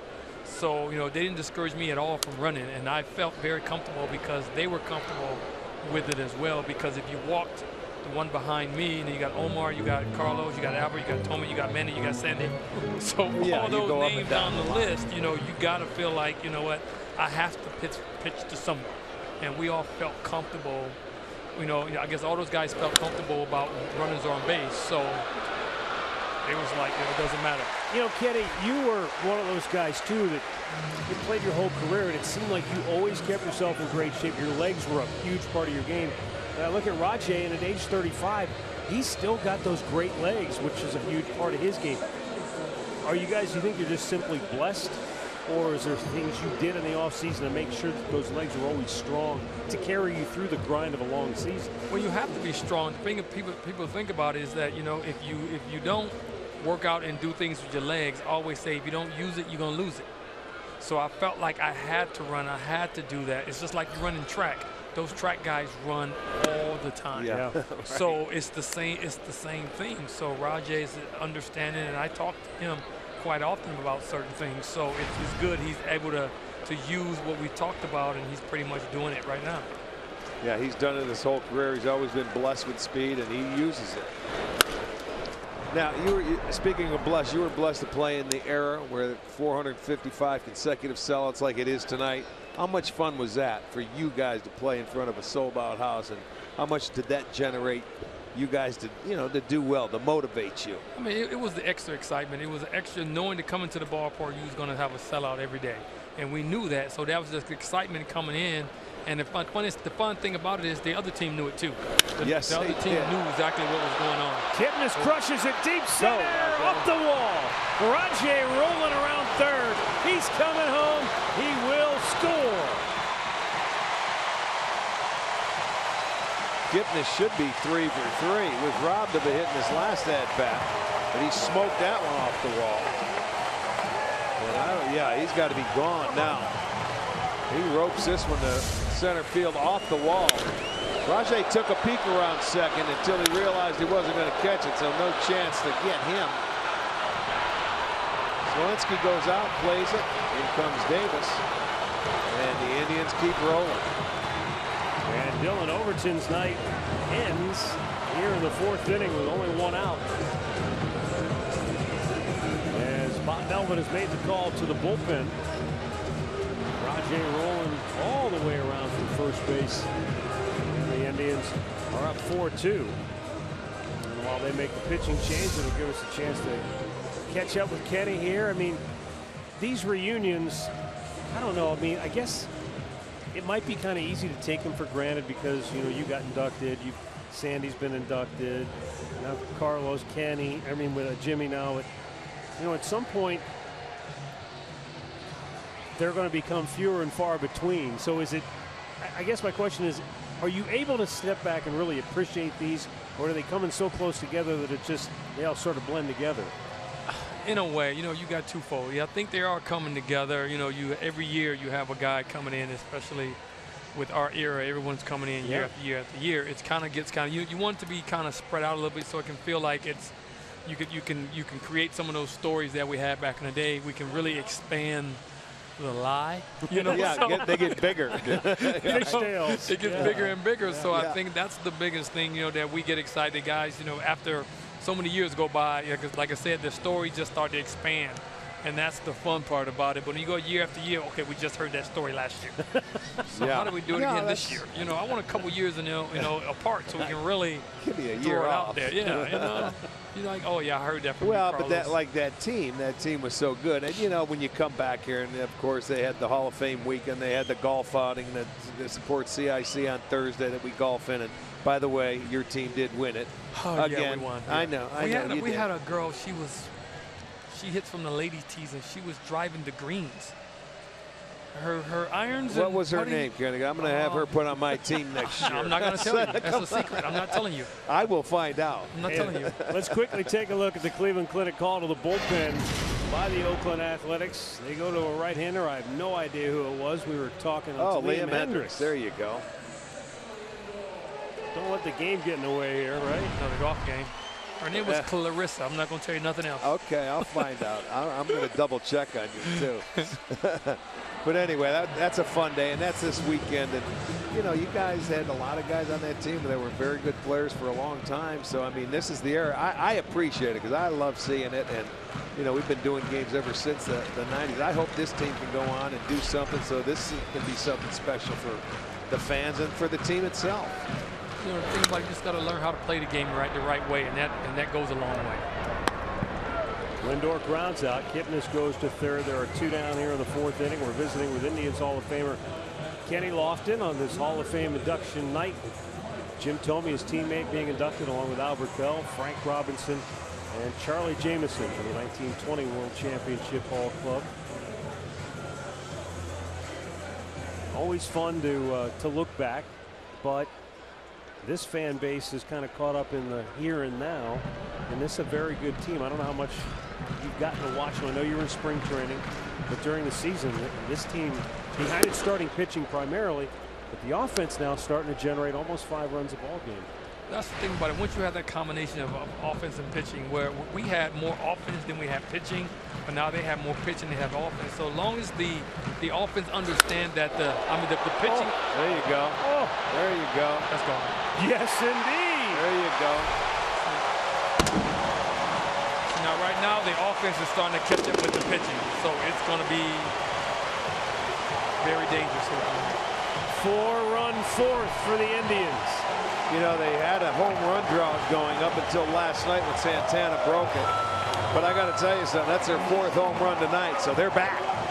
They are back with the long ball, and this guy takes the lead. You know, we were talking about before we had our guests on, Matt, you know, Santana tied him. Well, guess what? Napa ties it. And this has been, an ongoing battle all year long. This one, a line drive straightaway center. They make it another 4-run inning. So it's a 4-run inning again tonight. Well, there are 2 down in the inning, and here is Carlos Santana 0 for 2. But before the inning ends, there will never be another period like the 90s here in Cleveland. You can't recreate it. It was a brand new ballpark. It was an exciting team. You guys gave the city life when they needed it. When the football team left town, you were there taking the city on a ride to the World Series. So those teams there'll never be another time like that. You could never duplicate. But the great thing about baseball is the train doesn't stop. It keeps rolling. And this is a good team too. This team has a chance to maybe win the whole thing. But again, you just have to, that's a foul ball. What is he doing? Is he okay? Yeah, he got over there. He wasn't sure where he was located in this ballpark, I guarantee you. He got over there not knowing if it was fair or foul, and he tried to stop. Unlike Oakland, where there's so much foul territory in that ballpark. Oh, he got there in time. No, he jumped early. No, he shouldn't have jumped at all. He could have got to the wall. I think that's why you have to learn the ballpark during batting practice. You go in there and figure out how many steps it is to get to that wall, where the line is, and understand each ballpark you go in, so things like that won't happen. That ball almost hit him in the head. It almost did a Manny. It almost hit him in the head. He's more of an offensive player than defense, though. Were you already in the big leagues when it happened to Ken Seiko, or was that right before? Oh. I was in the dugout. You were. I don't remember what year that was. 89. No, it was Carlos Martinez. Yeah. And I think it was 92. It was 90. Okay, was 92. Good. All right, good. I was there. I went right off his noggin, man, over his head. They still show it on the day it happened, man. Back in that day, unbelievable. the old ballpark. Yes, indeed. As almost bad as that ball was, almost what Manny was. Ball was fair. Manny thought the ball was gone. He jumped on top of the wall to catch like he's catching a home run, and the ball hit the bottom of the wall. Jeez, I'm like, come on. There's Manny. a strikeout to end the inning. Kenny, great catching up. No, Thanks as always. Awesome to have you. Kenny Lofton with us, sparking the Indians' offense as always. They score 4. They lead at 6-2.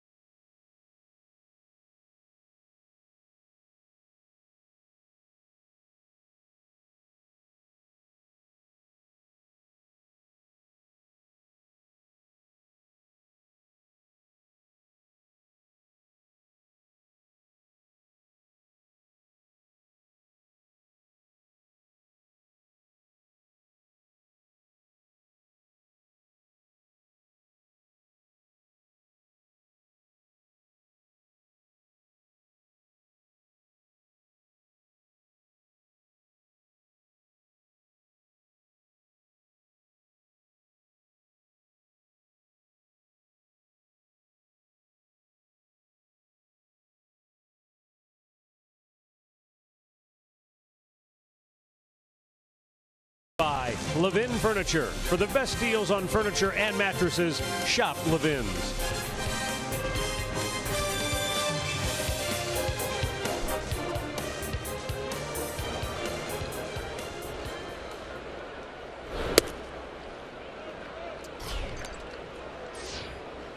Okay, who's next, Matty?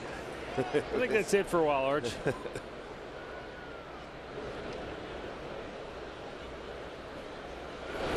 Bruce Maxwell lines one into right field, and that's headed to the wall. Almonte plays it well. Strong throw to second. Hey, they got him! Yes, they did. That's a nice play right there by Almonte. Abraham got to that ball quickly, made an accurate throw, and you could tell how Lindor had that ball. By the time he comes back to tag him, he looked out there first to let him know. Great throw. The catcher's running now, but there's the tag. Nice plays right on the. Is that Jerry Lane right there? Says, you're done. Good throw. Good play. I think the A's are thinking about challenging this. Well, they're Bob thinking Melvin might have a pretty good argument here. Did his foot get in there, or did he tag him on the back foot? He's going to ask him to review it. He's going to challenge the play. Okay. Oh, here comes Terry Francona.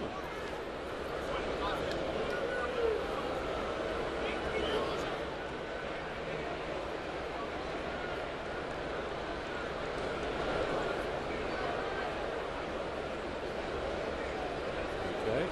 What do you think here?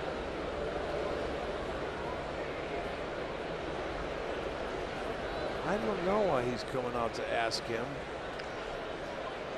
No, he didn't. No, he didn't. Unless there's like a time limit. Was Tomlin on the rubber? And was the hitter in the batter's box? And maybe that's what they're discussing right now.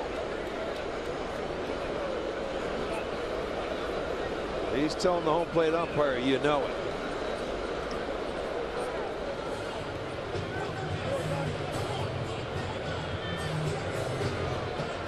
They are going to challenge it, and they are going to review it. You know, I'll tell you what, remember the very first year review came in, and I know there was going to be some leeway, but this is the first game that we were ever introduced. We opened up in Oakland, Matt. Oh, that's right. And listen, I think Terry was coming over. Here comes the guy in the batter's box. Lowrie comes out. And you see, he already gave him time. He's looking over at the first base dugout. What are you doing? What are you doing? And he got into the batter's box. I think that's what Francona might have been talking about, because Tomlin might have been on the mound. So that was, I think, Terry's beef there. In the meantime, I think this has got a good chance to get overturned. Well, I thought he got him on the front leg, but on the replay angle, I don't think he did. So if he misses the front leg, he doesn't get the front leg. He misses it, and he's got to go to the back leg, and then that front foot got on the base. He tagged him on the upper thigh of his back leg, on the backside. The hammy is where he got him. Watch his back leg, the one that's folded under. He is out. Okay. Call stands. Yeah, he's going over and explaining to Melvin.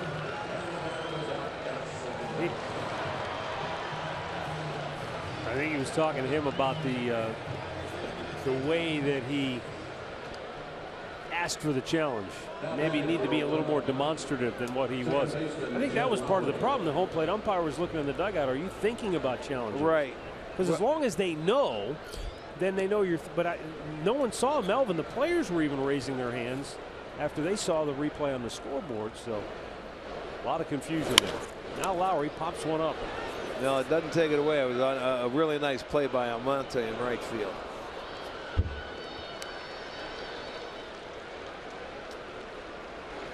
But you're right, Arch. Going back to that first game in Oakland, Bob Melvin, and it was just. Well, there's the play by Almonte in the throw, where the pitcher was on the rubber, the batter was in the box, and you're supposed to have 30 seconds before, and then they called timeout and then let him challenge a play. That was the very first game. First game of replay of the new era. Right. And they said they were going to give a little more leeway. Yeah. Initially, yeah, right. Till everybody kind of was comfortable with the system. I know. But anyway, it's funny. That's what flashed into my mind when I saw Bob Melvin coming out, and then all of a sudden it was okay. That's the last thing I remember.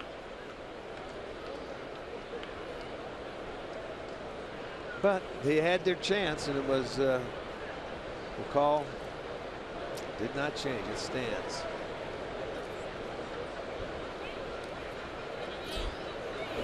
And a curveball was in the dirt. I got to send along happy birthday wish to Bob Foudy, who's turning 75 today. A big Indians fan. Bob, happy birthday to you. Is that Donnie's dad? Donnie's dad, absolutely. Happy birthday, Mr. Foudy. Sure is. Donnie's dad. Out of play, right side. 1-1. Jake Smolinski walked and scored in the first.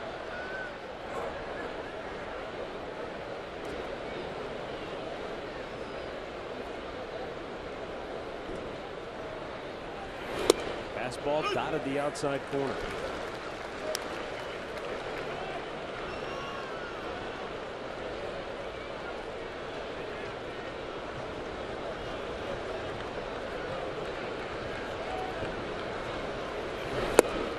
With a breaking ball, Josh Tomlin, strikeout number 7. We're halfway through, and the Indians lead it 6-2.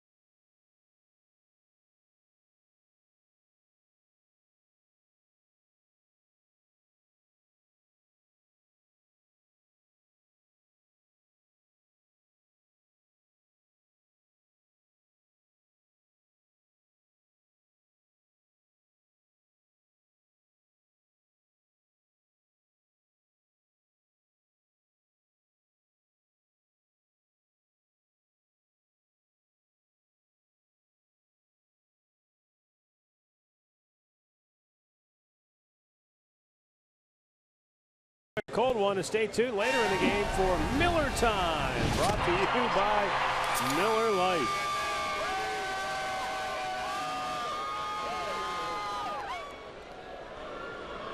Bottom of the 5th. And Jose Ramirez to lead it off for the Indians. Takes a strike.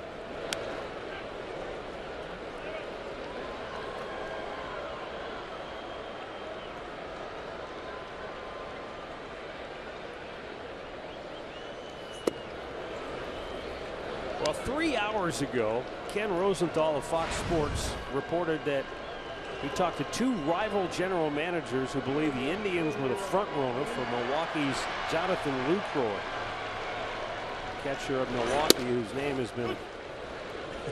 That poor guy has had to deal with rumors about being traded for about a month solid now. But 13 minutes ago, Ken reported that the Indians, the Mets, and one other team is also involved in the deal for Jonathan Lucroy. So it's still not over, and this still continues to be an ongoing. I feel bad for Kenny and all the guys that have to try and cover this stuff. They love that stuff. They love it. It's like they're chasing their tail, though, Arch. It's like I understand. They feel like they're getting close to something, and then they go right back to square one. You know, I understand. My philosophy is let's just sit back and wait till the trade is made, and then we'll discuss it. Forget who's going after who. I mean, that's where they go crazy and chase their tail. 1-2 is up and away to Jose Ramirez. You wonder how much sleep they get at night, and you know, calling and making, you know, phone call after phone call. I don't think they do sleep in this time of year. They probably do not. I haven't seen him recently on television or anything. Has he got bags under his eyes? He got a bellman following him, carrying those bags.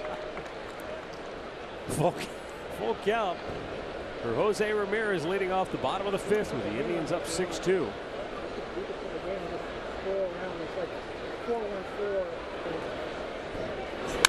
And a high pop foul. On a play. Indians front office executives were huddled all day long behind closed doors, working the phones, waiting for phone calls, trying to see if anything would come to fruition. I mean, I'm sure offers, proposals have been exchanged. It's a matter of can they get matched up, and if you're the team holding the asset, you know, is this the best deal, or are you going to say, I think we can do better and keep going back? Yeah, well, hold on, because you still have till Monday at 4 p.m. That's right. You know, 4 in the afternoon on Monday. Look out. Back goes, and down goes Ramirez. A rare strikeout for Jose after he was 2 for 2 to start the night.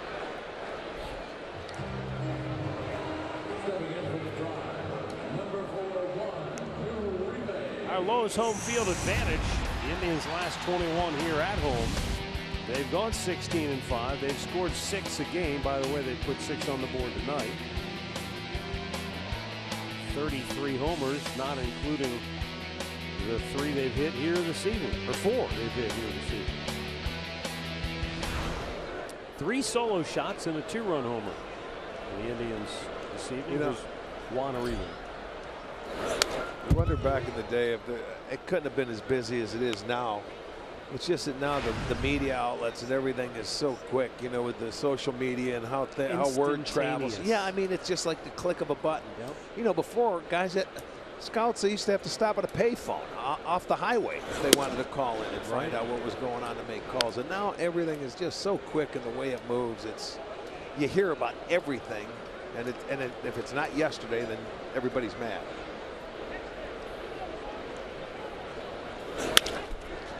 Ground ball backhanded at short. Semien. Nice play. Throws him out. 2 down. Well, Indians baseball is live with the MLB.com @bat app. You can stay connected all season with radio broadcasts, video highlights, stats, news, and more. Download MLB.com @bat, the #1 app for live baseball on your smartphone and tablet.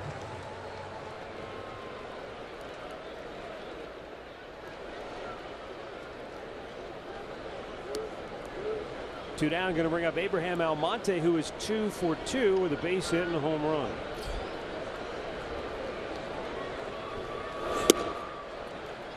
Well, the one thing that we have learned about the trading deadline is it may be sort of a media creation to a degree, but it's not lost on the human beings that play the game in the dugouts between the lines. They know, they're aware. They may not follow it like we do, but they know what's going on, because you forget these are 20-something-year-old kids. Most it's of their them. lives. It's their generation that's hooked to these phones. They started this stuff. We're the latecomers, by the way. Yeah, no doubt. So they know what's going on, and I wonder if it does creep into the head and make it any more stressful or any more difficult to go out there and play the game when you know your name's being. I think individual, it changes with the individual. Everybody's different, and you know, some people will take it and you know, they may worry about it. Other guys probably have the care less attitude. I don't care, you know. Yeah, it's hard to tell, but you know, personalities are different. You know, the guys are on the Twitter, but everybody knows what's going on, and with other teams, because they have friends all around baseball the way guys travel around the game nowadays.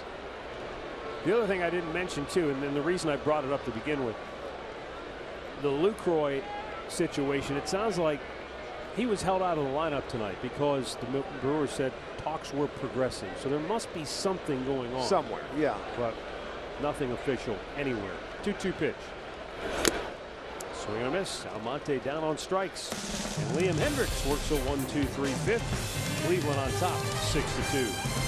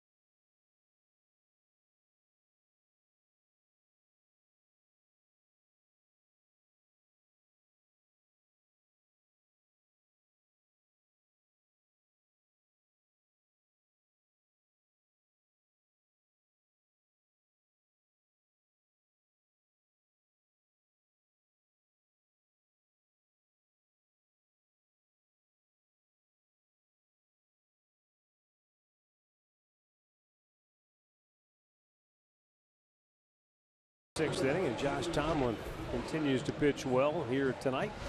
Our Quicken Loans rocket arms shows you that Tomlin has the best strikeout to walk ratio in the American League, and his teammate Corey Kluber not far behind him. Well, yeah, well, we said it in the first inning when you go there. He struck out the first hitter and walked the second. Well, we were shocked. We were saying, boy, he walked the guy? That's when you know you're good.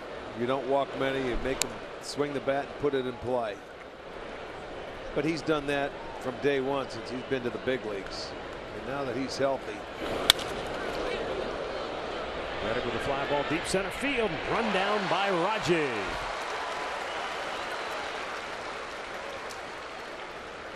Well, Josh has 7 punch outs, and you'll see some of them coming on that curveball. You see the fastball, the first curveball, fastball, now a curveball, and again the curveball. He gets the hitters off balance, and then when they're looking for something slow, he cuts it in on you.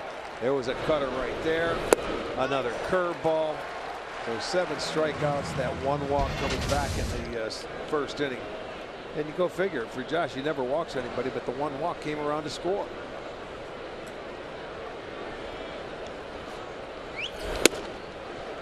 Chris Davis takes a strike. Boy, when he's in rhythm, I mean, he messes with hitters' heads. You know, he makes his pitches, and even when he gets ahead 0-2, 1-2, which he's done a number of times tonight, I'm sure double digit. When he misses for a reason to set up his next pitch. Davis again back on the track, shy of the wall, 2 down.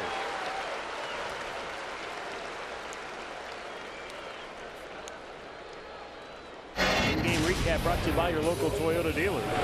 Billy Butler, a little jaw jacking, tied it up with a home run, but the Indians were quick to respond. Abraham Almonte crushed the ball for a home run leading off the bottom of the inning, and then Mike Napoli capped a 4-run fourth with a 2-run shot.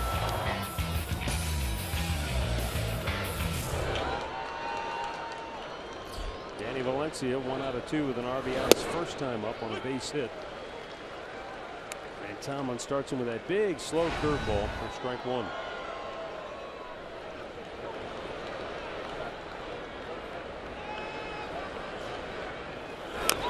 Check his swing, it's fine.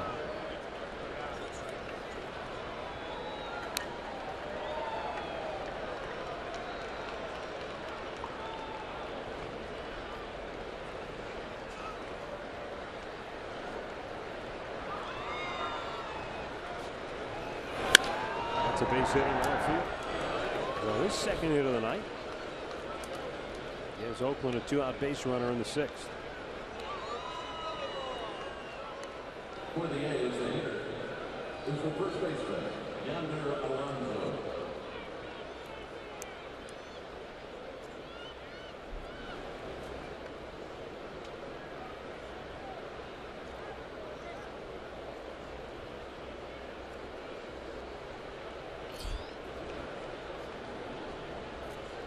Yonder Alonso has struck out, grounded out.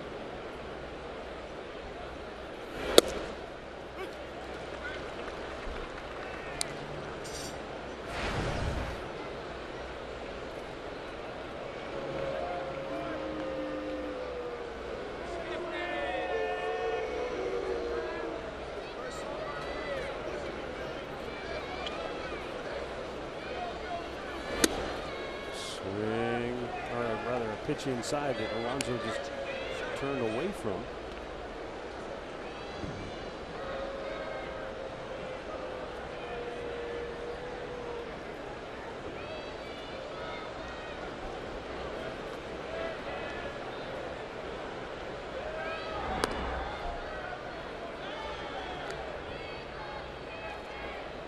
Josh Tomlin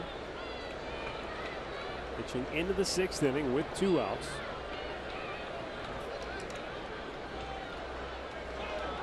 Has been very effective here this evening. A little low, 2-1.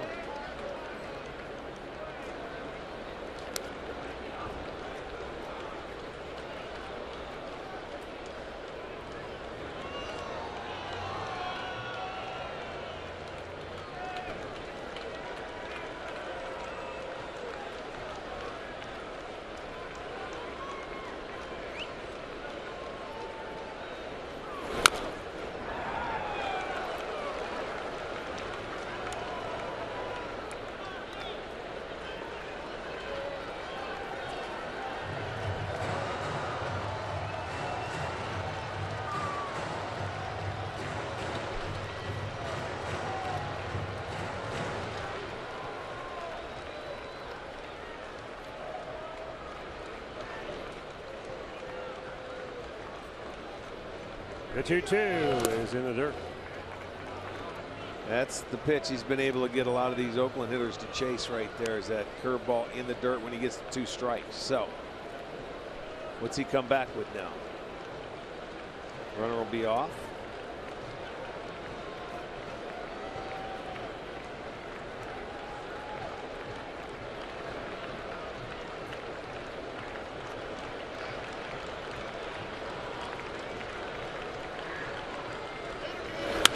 Out of play, or is it down the line? And it will make the seats. Rivera has jogged over to give it a look, but no chance to get to it.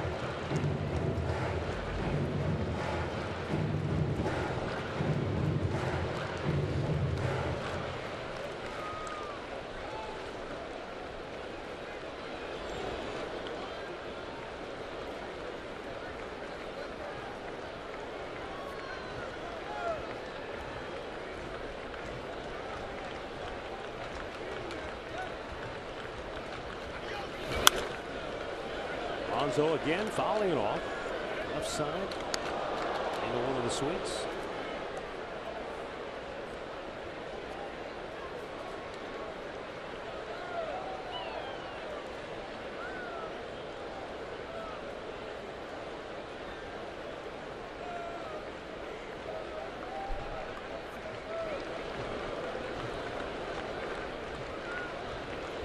Now the 3-2 offering. And the runner going, that ball just over the head of Oakland's first base coach Mike Aldretti, and into the crowd and win.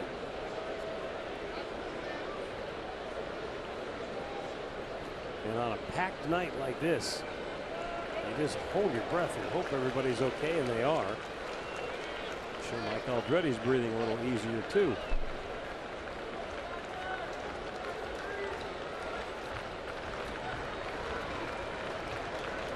Again, the runner, Valencia, off at first. And a topper to second. KIPNIS, the flip to first. And Josh Tomlin, another solid inning of work. Middle of the sixth, Cleveland 6, Oakland 2.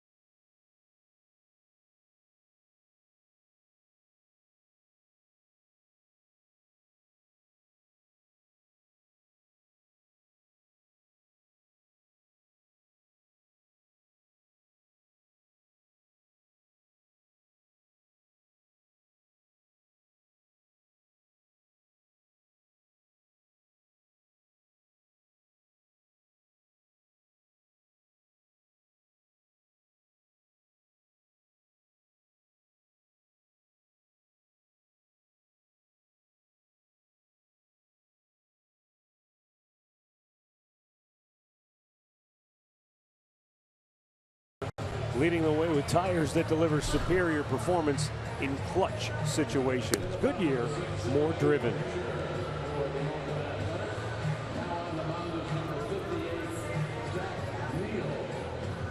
New pitcher for Oakland, Liam Hendriks, a nice job after he gave up the home run to Napoli. Retired the next 4 in a row.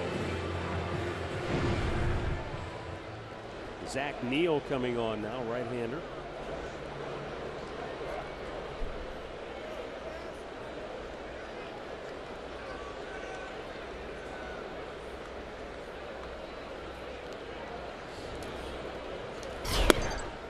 Chris Gimenez leading off. He is 1 for 2 on the night.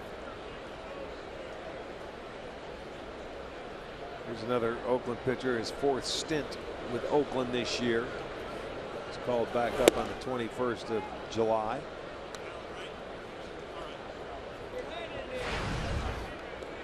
Control pitcher, has an issue to walk in his 18 2/3 innings.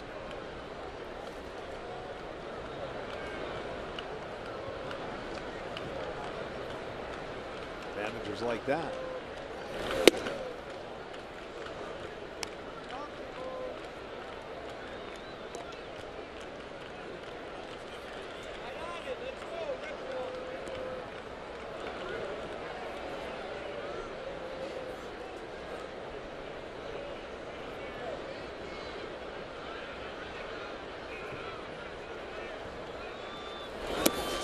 Gimenez went fishing.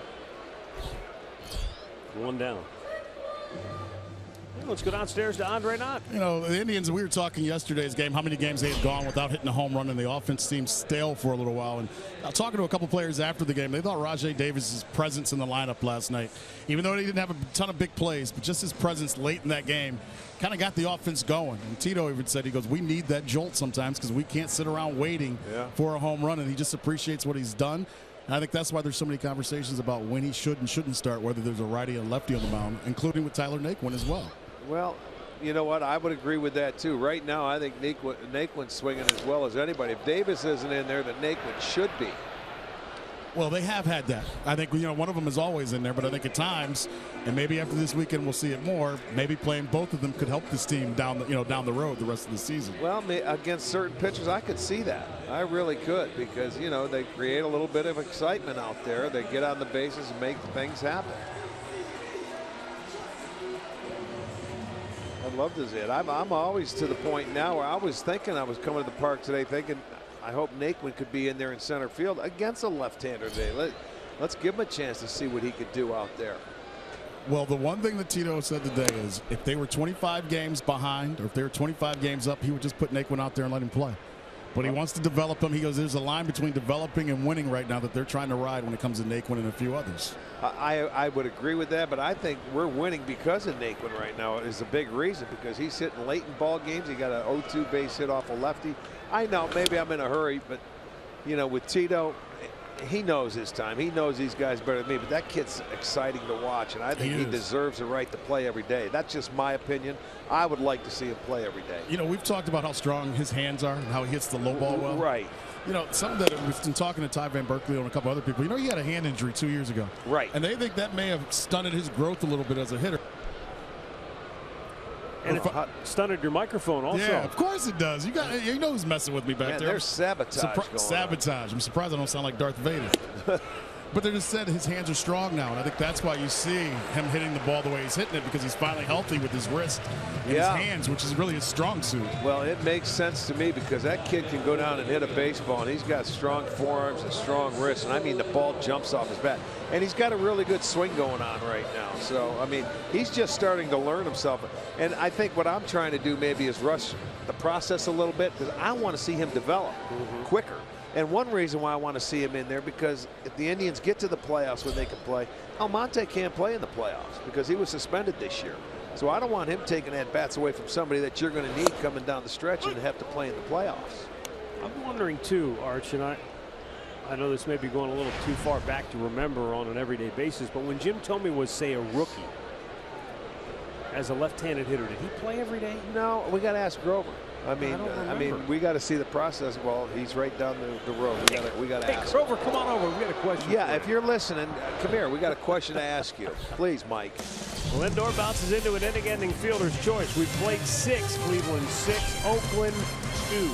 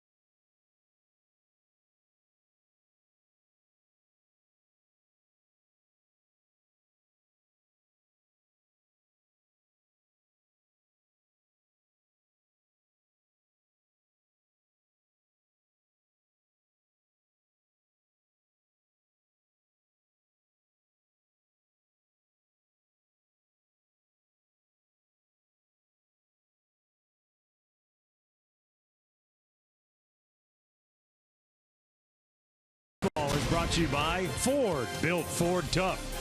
By the injury lawyers at Elk & Elk, proud partner of the Cleveland Indians. Call 1-800-ELK, Ohio. And by Adventure Chrysler, Jeep, Dodge, Ram. Up to 25% off on 2016s. Save now.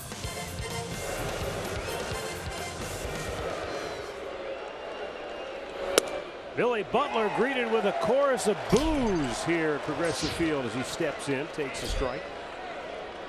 Butler homered his last time up.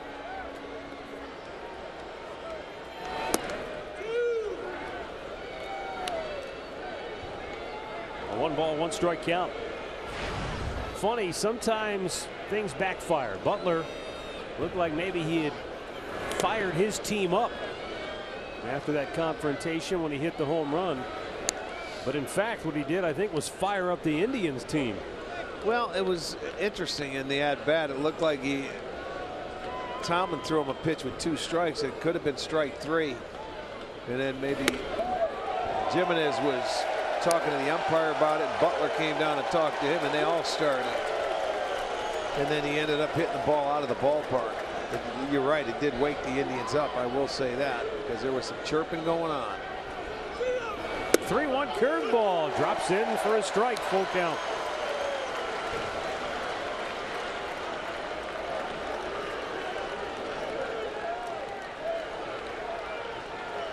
Payoff pitch, low, ball 4.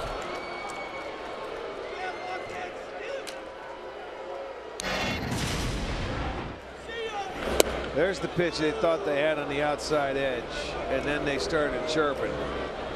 And then all of a sudden they get up, the umpire got in the way, and then the 3-2 cutter came, and then there it was, a swing, the yell. Well, he woke himself up. They woke Butler up, he hit a home run. That woke up the Indians offense.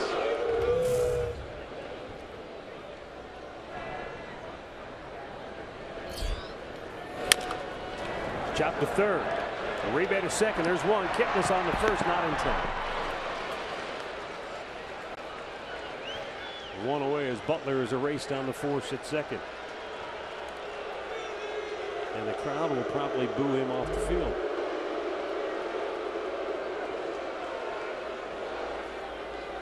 Now batting for Oakland, catcher Bruce Maxwell. Bruce Maxwell, the catcher, comes up 1 out of 2 on the night. He had a base hit his last time up. Solid base hit to right field. It went to the wall, but Almonte did a nice job to dig it out. Good strong throw to second. Lindor with a sprawling tag. And Maxwell was erased. And the A's challenged the play, and it was upheld on the video replay.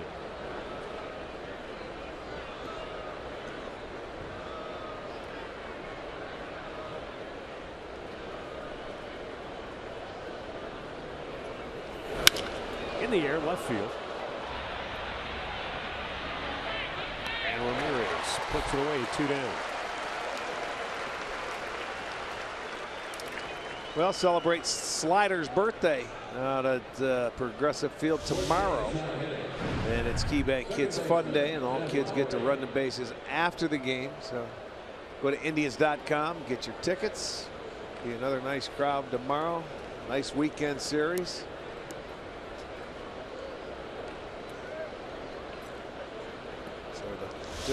Tonight, the 3rd time through the lineup for Josh Tomlin. 8 of 9 first pitch strikes, and they only got 1 hit off him, so he's settled in nicely, trying to get 1 more out for that 7 innings.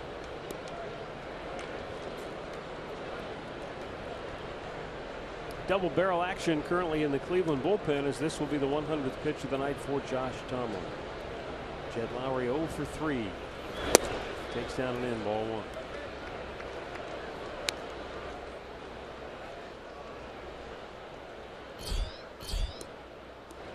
Almost 70% pitch, 70% strikes. What's new, Josh tonight? He has fanned 7, but he has walked 2. Yeah. A little wild tonight. Swung on and missed. He has not walked 2 batters unintentionally since May 13th. That's his season high, by the way. Yeah, you're right. The last time he He walked 2. There was an intentional walk in there.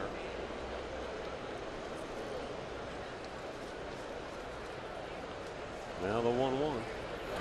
Josh, 11 outs on 3 pitches or less tonight. That's the name of the game, isn't it? It is. I mean, that's how you get yourself deep into the game, and you can turn it over to the good guys in the bullpen. That's what Bob Feller told us, and that's a formula that goes all the way back to the 30s.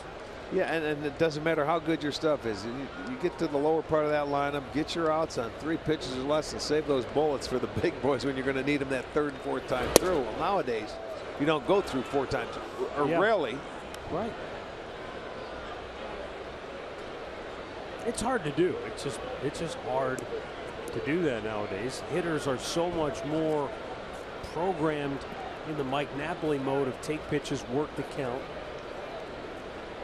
Maybe that'll start to change, though, because of the increasing strength of bullpens. It's hit pretty well to the right, but Almonte tracks it down just shy of the track. And the inning is over. Stretch time in Cleveland. 6-2 Tribe.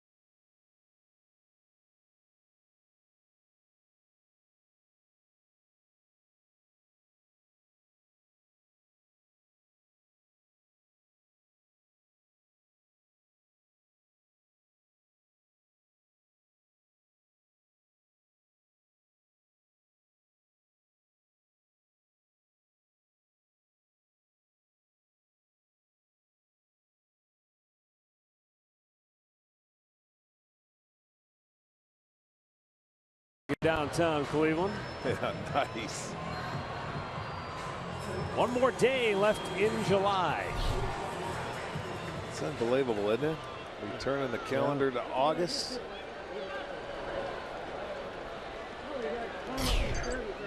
Mike Napoli, 2-run homer his last time up. He's reached safely all 3 times tonight. Knapp has driven in 70 runs now on the year.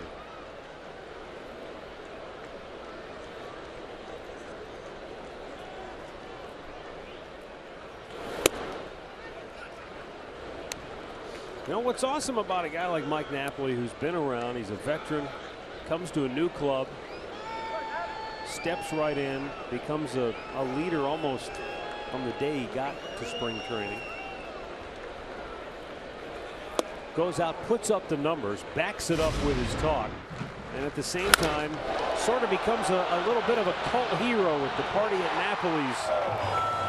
It started with a fan who brought a sign, and it kind of took on a life of its own, and he hooked up with a t-shirt company, 108 Stitches, and you know, and is donating. He's matching all the money on the t-shirt sales to charity for children. Cool. Cleveland Clinic Children's Hospital. I mean, it's just a fantastic story. Well, that's one thing that I don't think a lot of people realize, how much these players give back nowadays to their communities and to what they do here. It's just not baseball. I mean, that means a lot to them. They do a lot for kids, for veterans, for all charities involved. And I mean, it's just not NAP, it's a lot of people. There's the Party at Napoli shirt that you're talking about. Many people have bought it and are wearing it. But a lot of these guys, you know, you go from the Klubers, you know, it's on and on. I mean, they all do something. And there's another knock for Knapp. That's going to go all the way to the corner. He's headed for second base. And Davis's throw will head to third. It's a double for Mike Napoli, who's now a triple shy of this cycle. Get out, Andre. Well, we've talked a lot about the t-shirts and all that other stuff, and Knapp has been great with it, and he still is, and he's still giving money and everything else. But tonight before the game, we had the festivities with Jim Thome, and I was talking to him about Thome and all the trade deadline stuff, and I was talking to Tito about it, and he yelled out of nowhere, and he goes, "Hey, Dre, when you're a good baseball team, that's what comes with it." He goes, "And we don't care. I'll show you in a couple hours." And that's kind of what he was telling all the guys as they came out to the dugout tonight. Stop worrying about what's being said. Just go out and play baseball. If we're going to be a good team, that's what's going to be talked about the rest of the season. We're going to be talked about all year long. And he told Andre, how about check those batteries? Well, you know what? Here's the thing. To sum up basically what he was just talking about right there, that's leadership. Right. That's when you talk about a veteran leader. That is exactly what guys you're come up, about. quit worrying, let's go play. Period. That's what it comes down to. To a guy that's been through it before and has been on clubs and has been in the playoffs for what, 7 out of the last 8 or 9 years. And he goes out and backs it up with his play too. Our great clip of the game from last night came from Carlos Santana. Indians were down 3-0 when Santana went deep for the 22nd time this year. Got him on the board in the 6th. They would go on to score 4 times in the 7th and win it 5-3. That got them off the schneid. Their 5-game slump of no home runs. That was the first one hit, and now here tonight we got 4. So that got them going again. And a long ball means a lot to this team.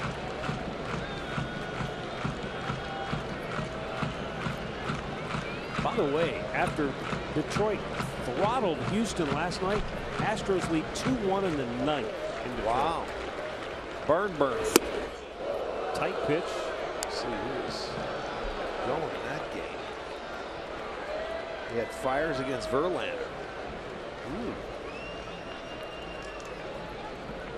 Oh my. Murph said the Astros scored both their runs in the top of the 9th. Off Verlander. I'll be darned. Take a 2-1 lead. That's a ball game. Old stock. That's wide of the first baseman, but the second baseman, Lowry, was there. And the pitcher, Neal, did a terrific job. He wasn't asleep. And that's out number 1 as Napoli goes to third. Well, if you missed it earlier, it's Miller time. Brought to you by Miller Lite. Before the ball game, the Indians inducted the newest Hall of Fame class, headlined by Jim Thome, the franchise all-time home run leader. Then he threw out a first pitch to teammate Carlos Baerga. That wasn't a throw. That was a flip. And then his daughter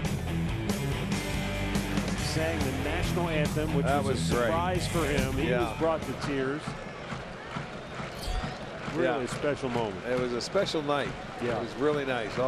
All things considered, it was great.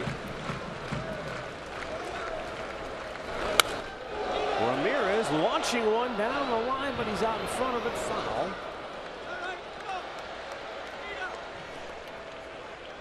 T-Mobile, greater coverage of baseball. Jim Thome, the Indians' all-time home run leader.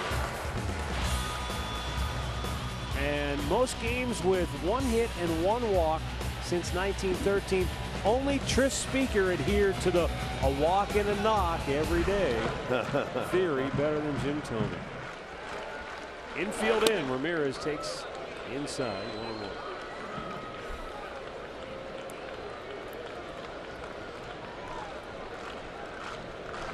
Well, here's one of the best for the Indians at getting them in from third base or with scoring position. Outside. Ramirez 4th in the league, 364 average. Been consistent all year long in this department. Already has 2 hits tonight, a solo home run and a single. Trying to make it a 5-run game. 2-1 pitch. Out play to the left.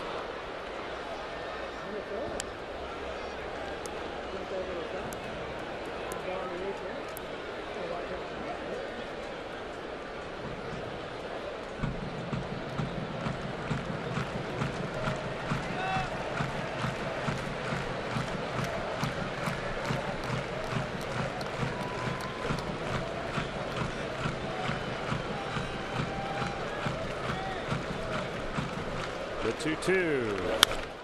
High fly ball. I don't think so with Reddick out there. Napoli charges and then holds. No, that guy's got an arm. Good idea. And he's very accurate. So you can't test it there. Well, you got a 4-run lead, so it doesn't matter. Yeah, you can't test this arm. He stays behind it the way you should as an outfielder. Gets it going. It wasn't that deep. A nice 1-hop throw. And Knapp is going to run and pick it up. And then wisely. Uh-oh. All right. Good throw. See you later. Go back. See if Chisenhall can pick it up. He's going to pinch hit for Uribe. Last time Lonnie pinch hit, he did get a base hit single and an RBI on this homestand. Indians pinch hitters have picked up the pace here lately too. Well, their last 3 guys, it was Chisenhall, it was let me think, it was Naquin, and last night it was Almonte. They all had base hit RBIs. Yeah, you know, and that's they had 4 pinch hits coming in to that series, into this series. So I think somebody else had one too. Was it GIMENEZ, or was that was just a sacrifice one? That was a sacrifice, yeah, because they have 7 hits. So their last 3 pinch hit appearances, yeah, that was a. That's right. They had 4 on the year and then 3 in a week. And all of them with RBIs, and they came at a very, very big time.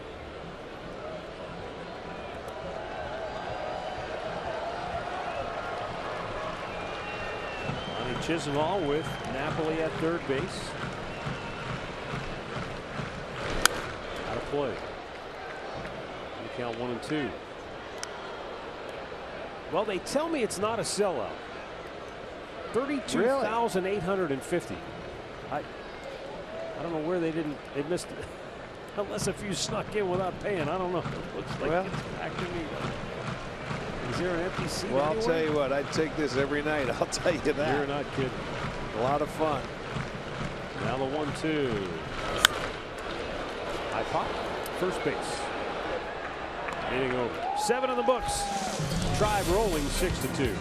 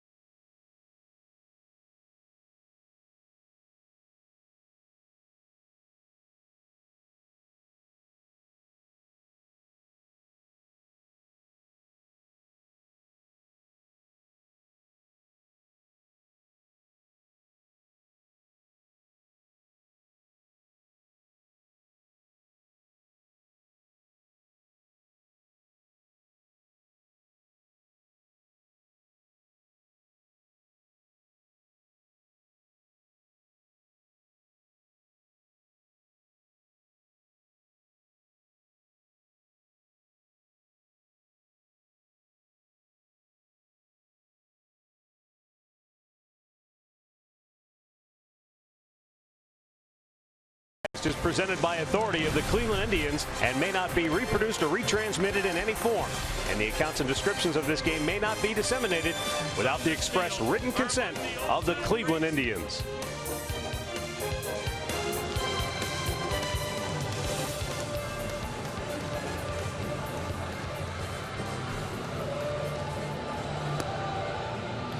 Well, it's a 6-2 Cleveland lead. And the new Indians pitcher as we roll on to the 8th inning is right-hander Brian Shaw. Josh Tomlin went 7. He gave up just 2 runs on 6 hits, walked a couple, struck out 7.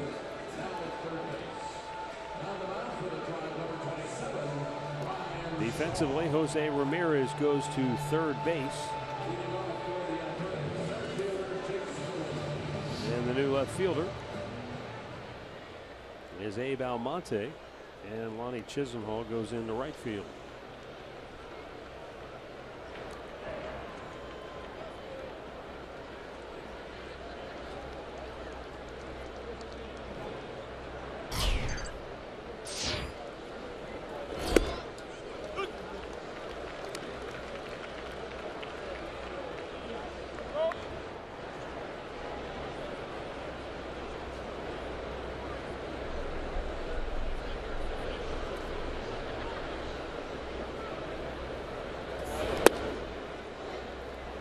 Talk about in football, your quarterback spreading it out, hitting different receivers. Yeah. How about Josh Tomlin tonight? Recorded 21 outs, 7 strikeouts, 7 ground ball outs, and I'll call it 7 fly ball outs. 6 were actually fly ball outs, and then he had the right fielder who threw to second base to erase the guy who had to double. That would have been a double. Put it that way.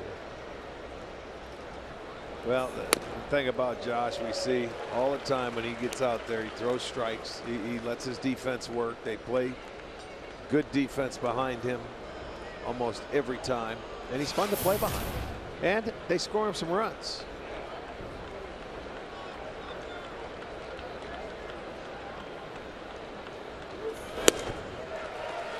Smolinski smoked by Shaw.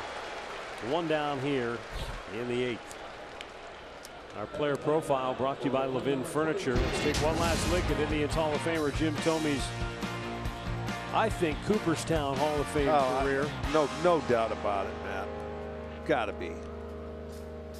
I mean, you think about it. Bobby D told us a great story about the 8 guys who have 600 home runs. I mean, it's really pretty fascinating when you think about it. 4 of them came before the draft era. Right? Well, or 3 of them did. 3 did. There's going to be a double, I think, this time for Reddick as he rolls into second base. Chisholm a little trouble digging it out. So a 1-out base runner here in the 8th for Oakland. So we had Babe Ruth, you had Hank Aaron, and Willie Mays, right? Those 3. Right. Those 3 weren't drafted. They came before the draft. Right. And then you had Sammy Sosa, who was undrafted because he came out of the Dominican, right? Right. So no draft for those foreign players. The other guys, the other 4 guys in the 800 club, first pick overall, Alex Rodriguez. First round, first pick overall, Barry Bonds. First round, first pick overall, Ken Griffey Jr. And a 13th round pick, 330 some odd. 333. 333rd player drafted overall, Jim Thome. Right. And he's in that. That's pretty neat. That elite club. Yeah. So, yes, you have 612 homers. Forget about it. Yes, you have to make it. That's a given.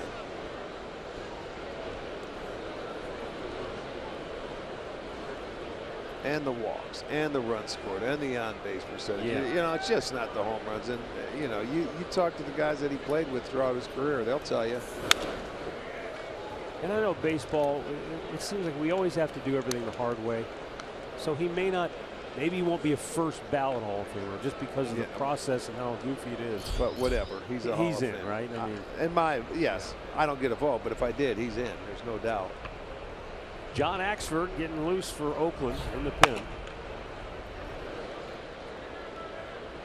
By the way, I'm trying to think of when he would be eligible. Does he have a couple more years? can't even remember what year did he stop playing? Was it? It should be. He should be after 12? next year. After next year, yeah. Got to wait 5 years, so he should be eligible at the end of next year. 17. A year from January, I would think. I could be wrong, but I think that's right. If he was done playing in 12. So it'd be 18. He would be I guess 5 years out, right? Yeah. Now we'll look it up for us. Here's the 1-2 pitch.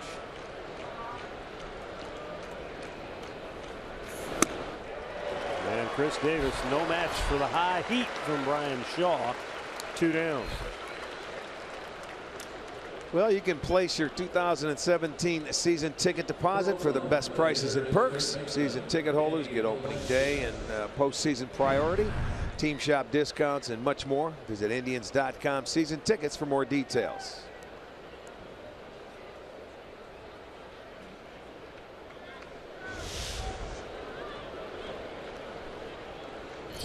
With 2 down, Danny Valencia to the plate. He has 2 hits, including an RBI.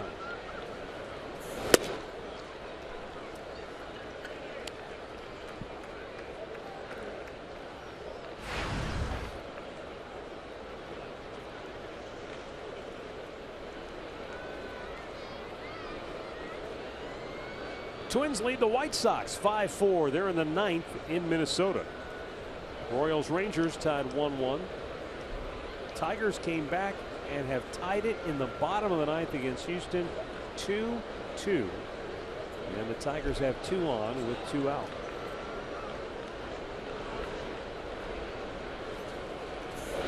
Down and in.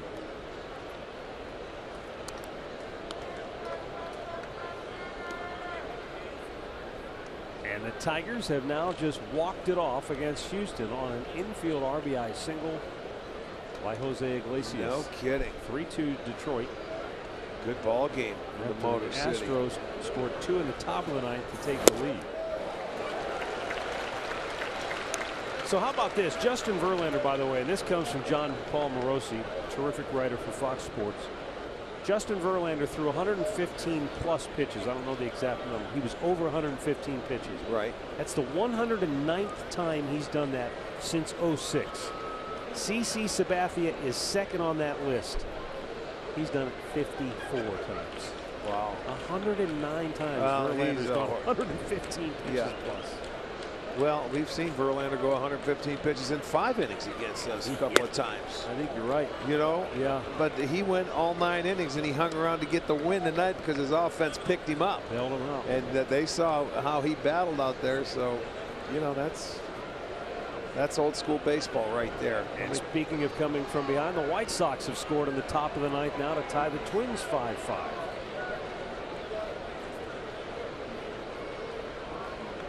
3-1 pitch. Foul right back. Valencia had a good swing at that pitch. He's already 2 for 3 with an RBI tonight.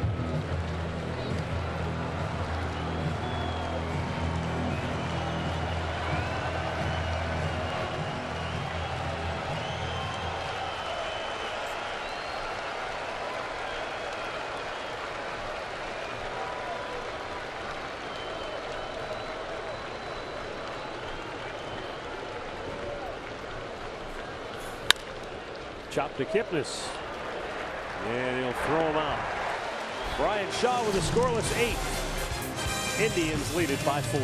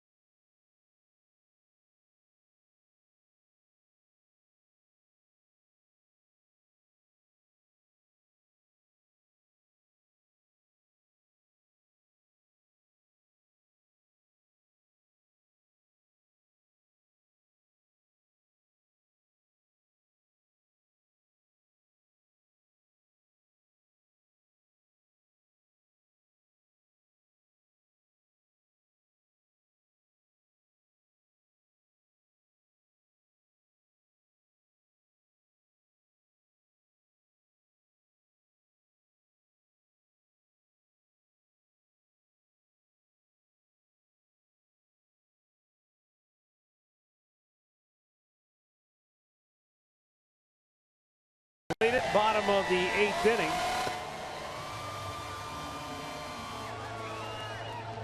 Aerial coverage tonight provided by Goodyear, covering the bases with tires for superior performance all season long. Goodyear, more driven. Can't get enough of that shot. I was going to say they picked the perfect night to stop down tonight, didn't they? Here's Abe Almonte, 2 out of 3 with a single, a homer. Struck out his last time up. Neal's still in the ball game. He's done a nice job. 2 scoreless innings for the right-hander.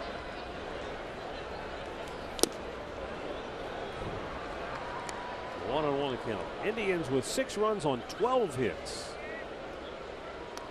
Oakland 2 runs, 7 hits. 10 of those hits for the Indians, by the way, came against the starter Dylan Overton in 3 1/3 innings. And that's the first out of the inning. Let's look back at our keys to the game, brought to you by Mazda. And get dangerous, as Jim Thome told us last night. Boy, did they ever. And hunt heaters, they did that as well. Tomlin was terrific, and the hitters, they brought their A game tonight as well. Well, we're joined in the booth now by Mike Hargrove. Word travels fast. Word travels fast. I don't know. Indeed. What's the? I got a message said you wouldn't ask me a question. We did. So yes, what happened? do. Tribe skipper Mike Hargrove with us here tonight. We're talking Indians Hall of Fame weekend, and we're talking about Tyler Naquin, who's having a terrific year. He's a left-handed hitter, though, and Terry's giving him spots where he doesn't play him against certain lefties. And we were wondering, when Jim Thome came up, we're talking as a rookie when he was a young player. Yeah. Did you have to pick your spots with him, or did you just say just go play every day? No, I tried to. You know, I tried to pick my spots with him, and caught a little bit of heat from the fans for it. But you know, and all I was going on in watching other young, good left-handed hitters come to the big leagues, and who was successful quicker. You follow what I'm saying? Yes. And it always seemed like the kids that came along that were really good players and really had a high ceiling like Jimmy did, that if you kind of nursed them along a little bit and gave them a chance to be successful to where they didn't really have to struggle to do it and get their confidence up, and then finally you throw them in and say, okay, it's time to sink or swim. So that's what I tried to do with him. And Billy Martin, whenever I came up, that's what Billy Martin did with me. Pick and choose certain left-handers that he would play you against and ease you into it. Right, yeah. Yeah, like, and then start playing you against the good ones. Yeah, like Wilbur Wood, the left-hand knuckleball. Right. I faced him. It didn't matter. Knuckleball doesn't matter whether you're throwing left-handed or right-handed. Right. So.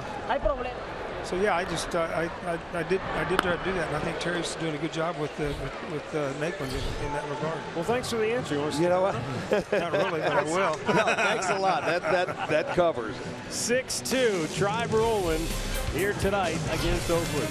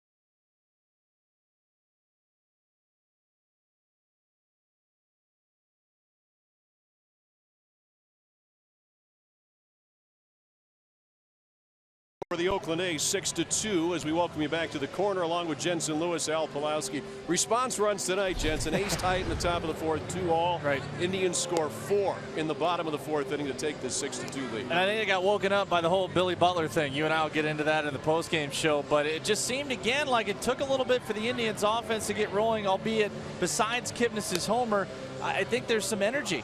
And once they got that, this has been the club that we've seen dominate at home all year long. All right, make sure you join us for Indians Live, brought to you by Conrad's Tire Express and Total Car Care following this one. For the call of the 9th inning, let's go back upstairs. Here are Matt and Rick, guys. Thanks, Al. Jensen, been a fun night. Yes, it's been, it has. you know, time to look back a little bit and enjoy some nostalgia, but also enjoy this current ball club and how well they have played. And boy, they needed a big start from Josh Tomlin tonight, and he delivered. And the offense delivered as well. And that may be just as, if not more important than what Tomlin did. Yeah, they came back. When Oakland scored in the first, they bounced right back. They tied it up and took the lead after that. So, yeah, it's a good night. And, you know, we always talk about Josh pitching after an Indians loss. Well, he had a chance to pitch after an Indians win and keep it rolling. Smashed into the glove of Kipnis for out number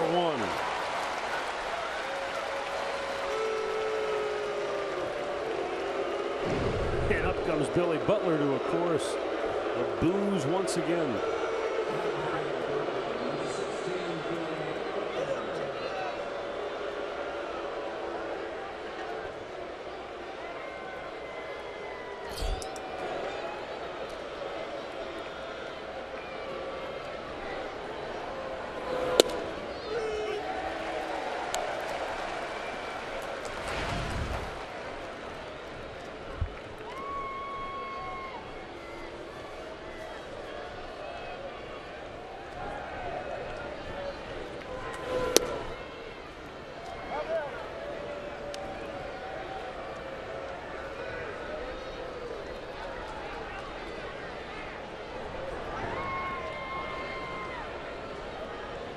One ball, one strike count.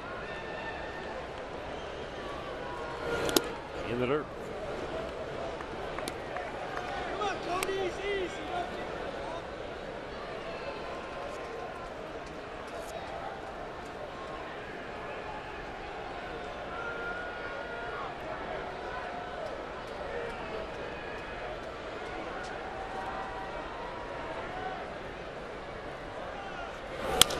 Fastball hit in the air. Center field.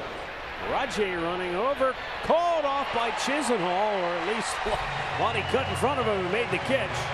And there are 2 down. Pat O'Brien, play of the game. This capped a 4-run fourth for the Indians and essentially put it away. Even though it was only the 4th inning. It made it 6-2.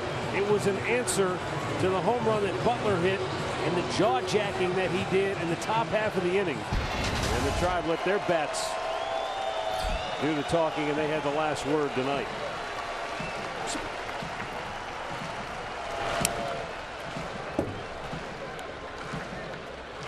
Marcus Semien, 1 for 3 on the night.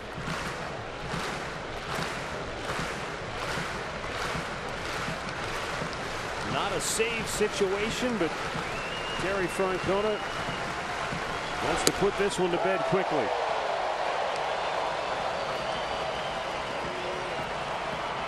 Josh Tomlin went 7. Brian Shaw a scoreless 8. And now Cody Allen with 2 outs in the ninth.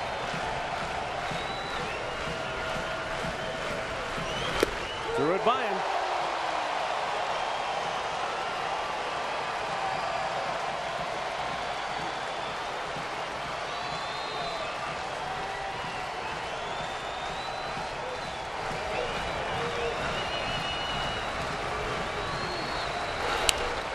In the air, left field, and that one's going to find the bleachers. Marcus Semien with his 22nd home run on the year. Well, he picked on a fastball, and he has really good power.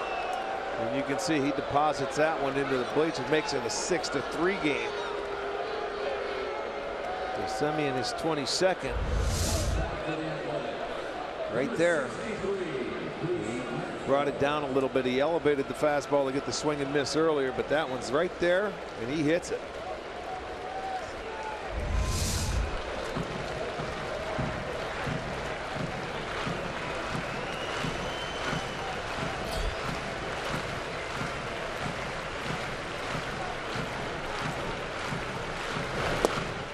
Bruce Maxwell, 1 for 3 on the night for Oakland.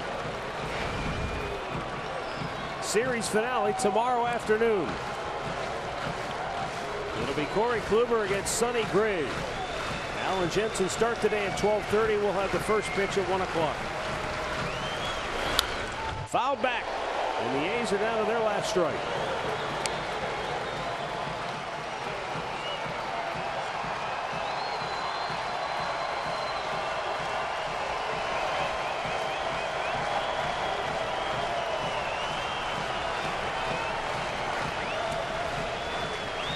Two-strike pitch. And a ground ball to Kip. He sets and throws, and this one belongs to the Indians as they have taken the first 2 and a chance to sweep Oakland tomorrow afternoon. 6-3 is your final score.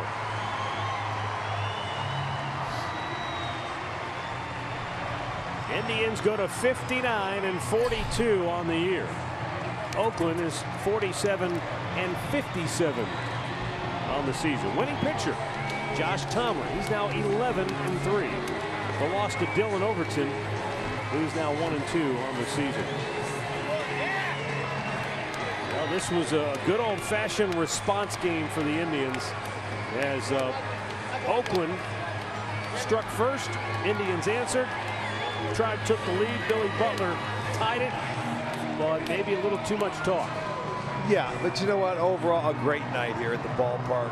Hall of Fame festivities, Hall of Fame weekend. It started out great before the game with the induction to Jim Thome, and it was a fun ball game to watch. A lot happened on a beautiful night, and the Tribe wins the first 2. So, as we said earlier, they already win the series. Now an opportunity tomorrow to go for the sweep, which is something that you want to see, and this homestand will continue. And that's a good thing too, because the Tigers have now won 5 in a row. Right, they won tonight, so they're still nipping at the heels of the Indians. You know what, though, when you're in front, you don't have to look behind. You just look ahead, and you just take care of your own stuff, and they certainly did that tonight. I like it. The final score tonight: Cleveland 6, Oakland 3. Back with a final thought right after this.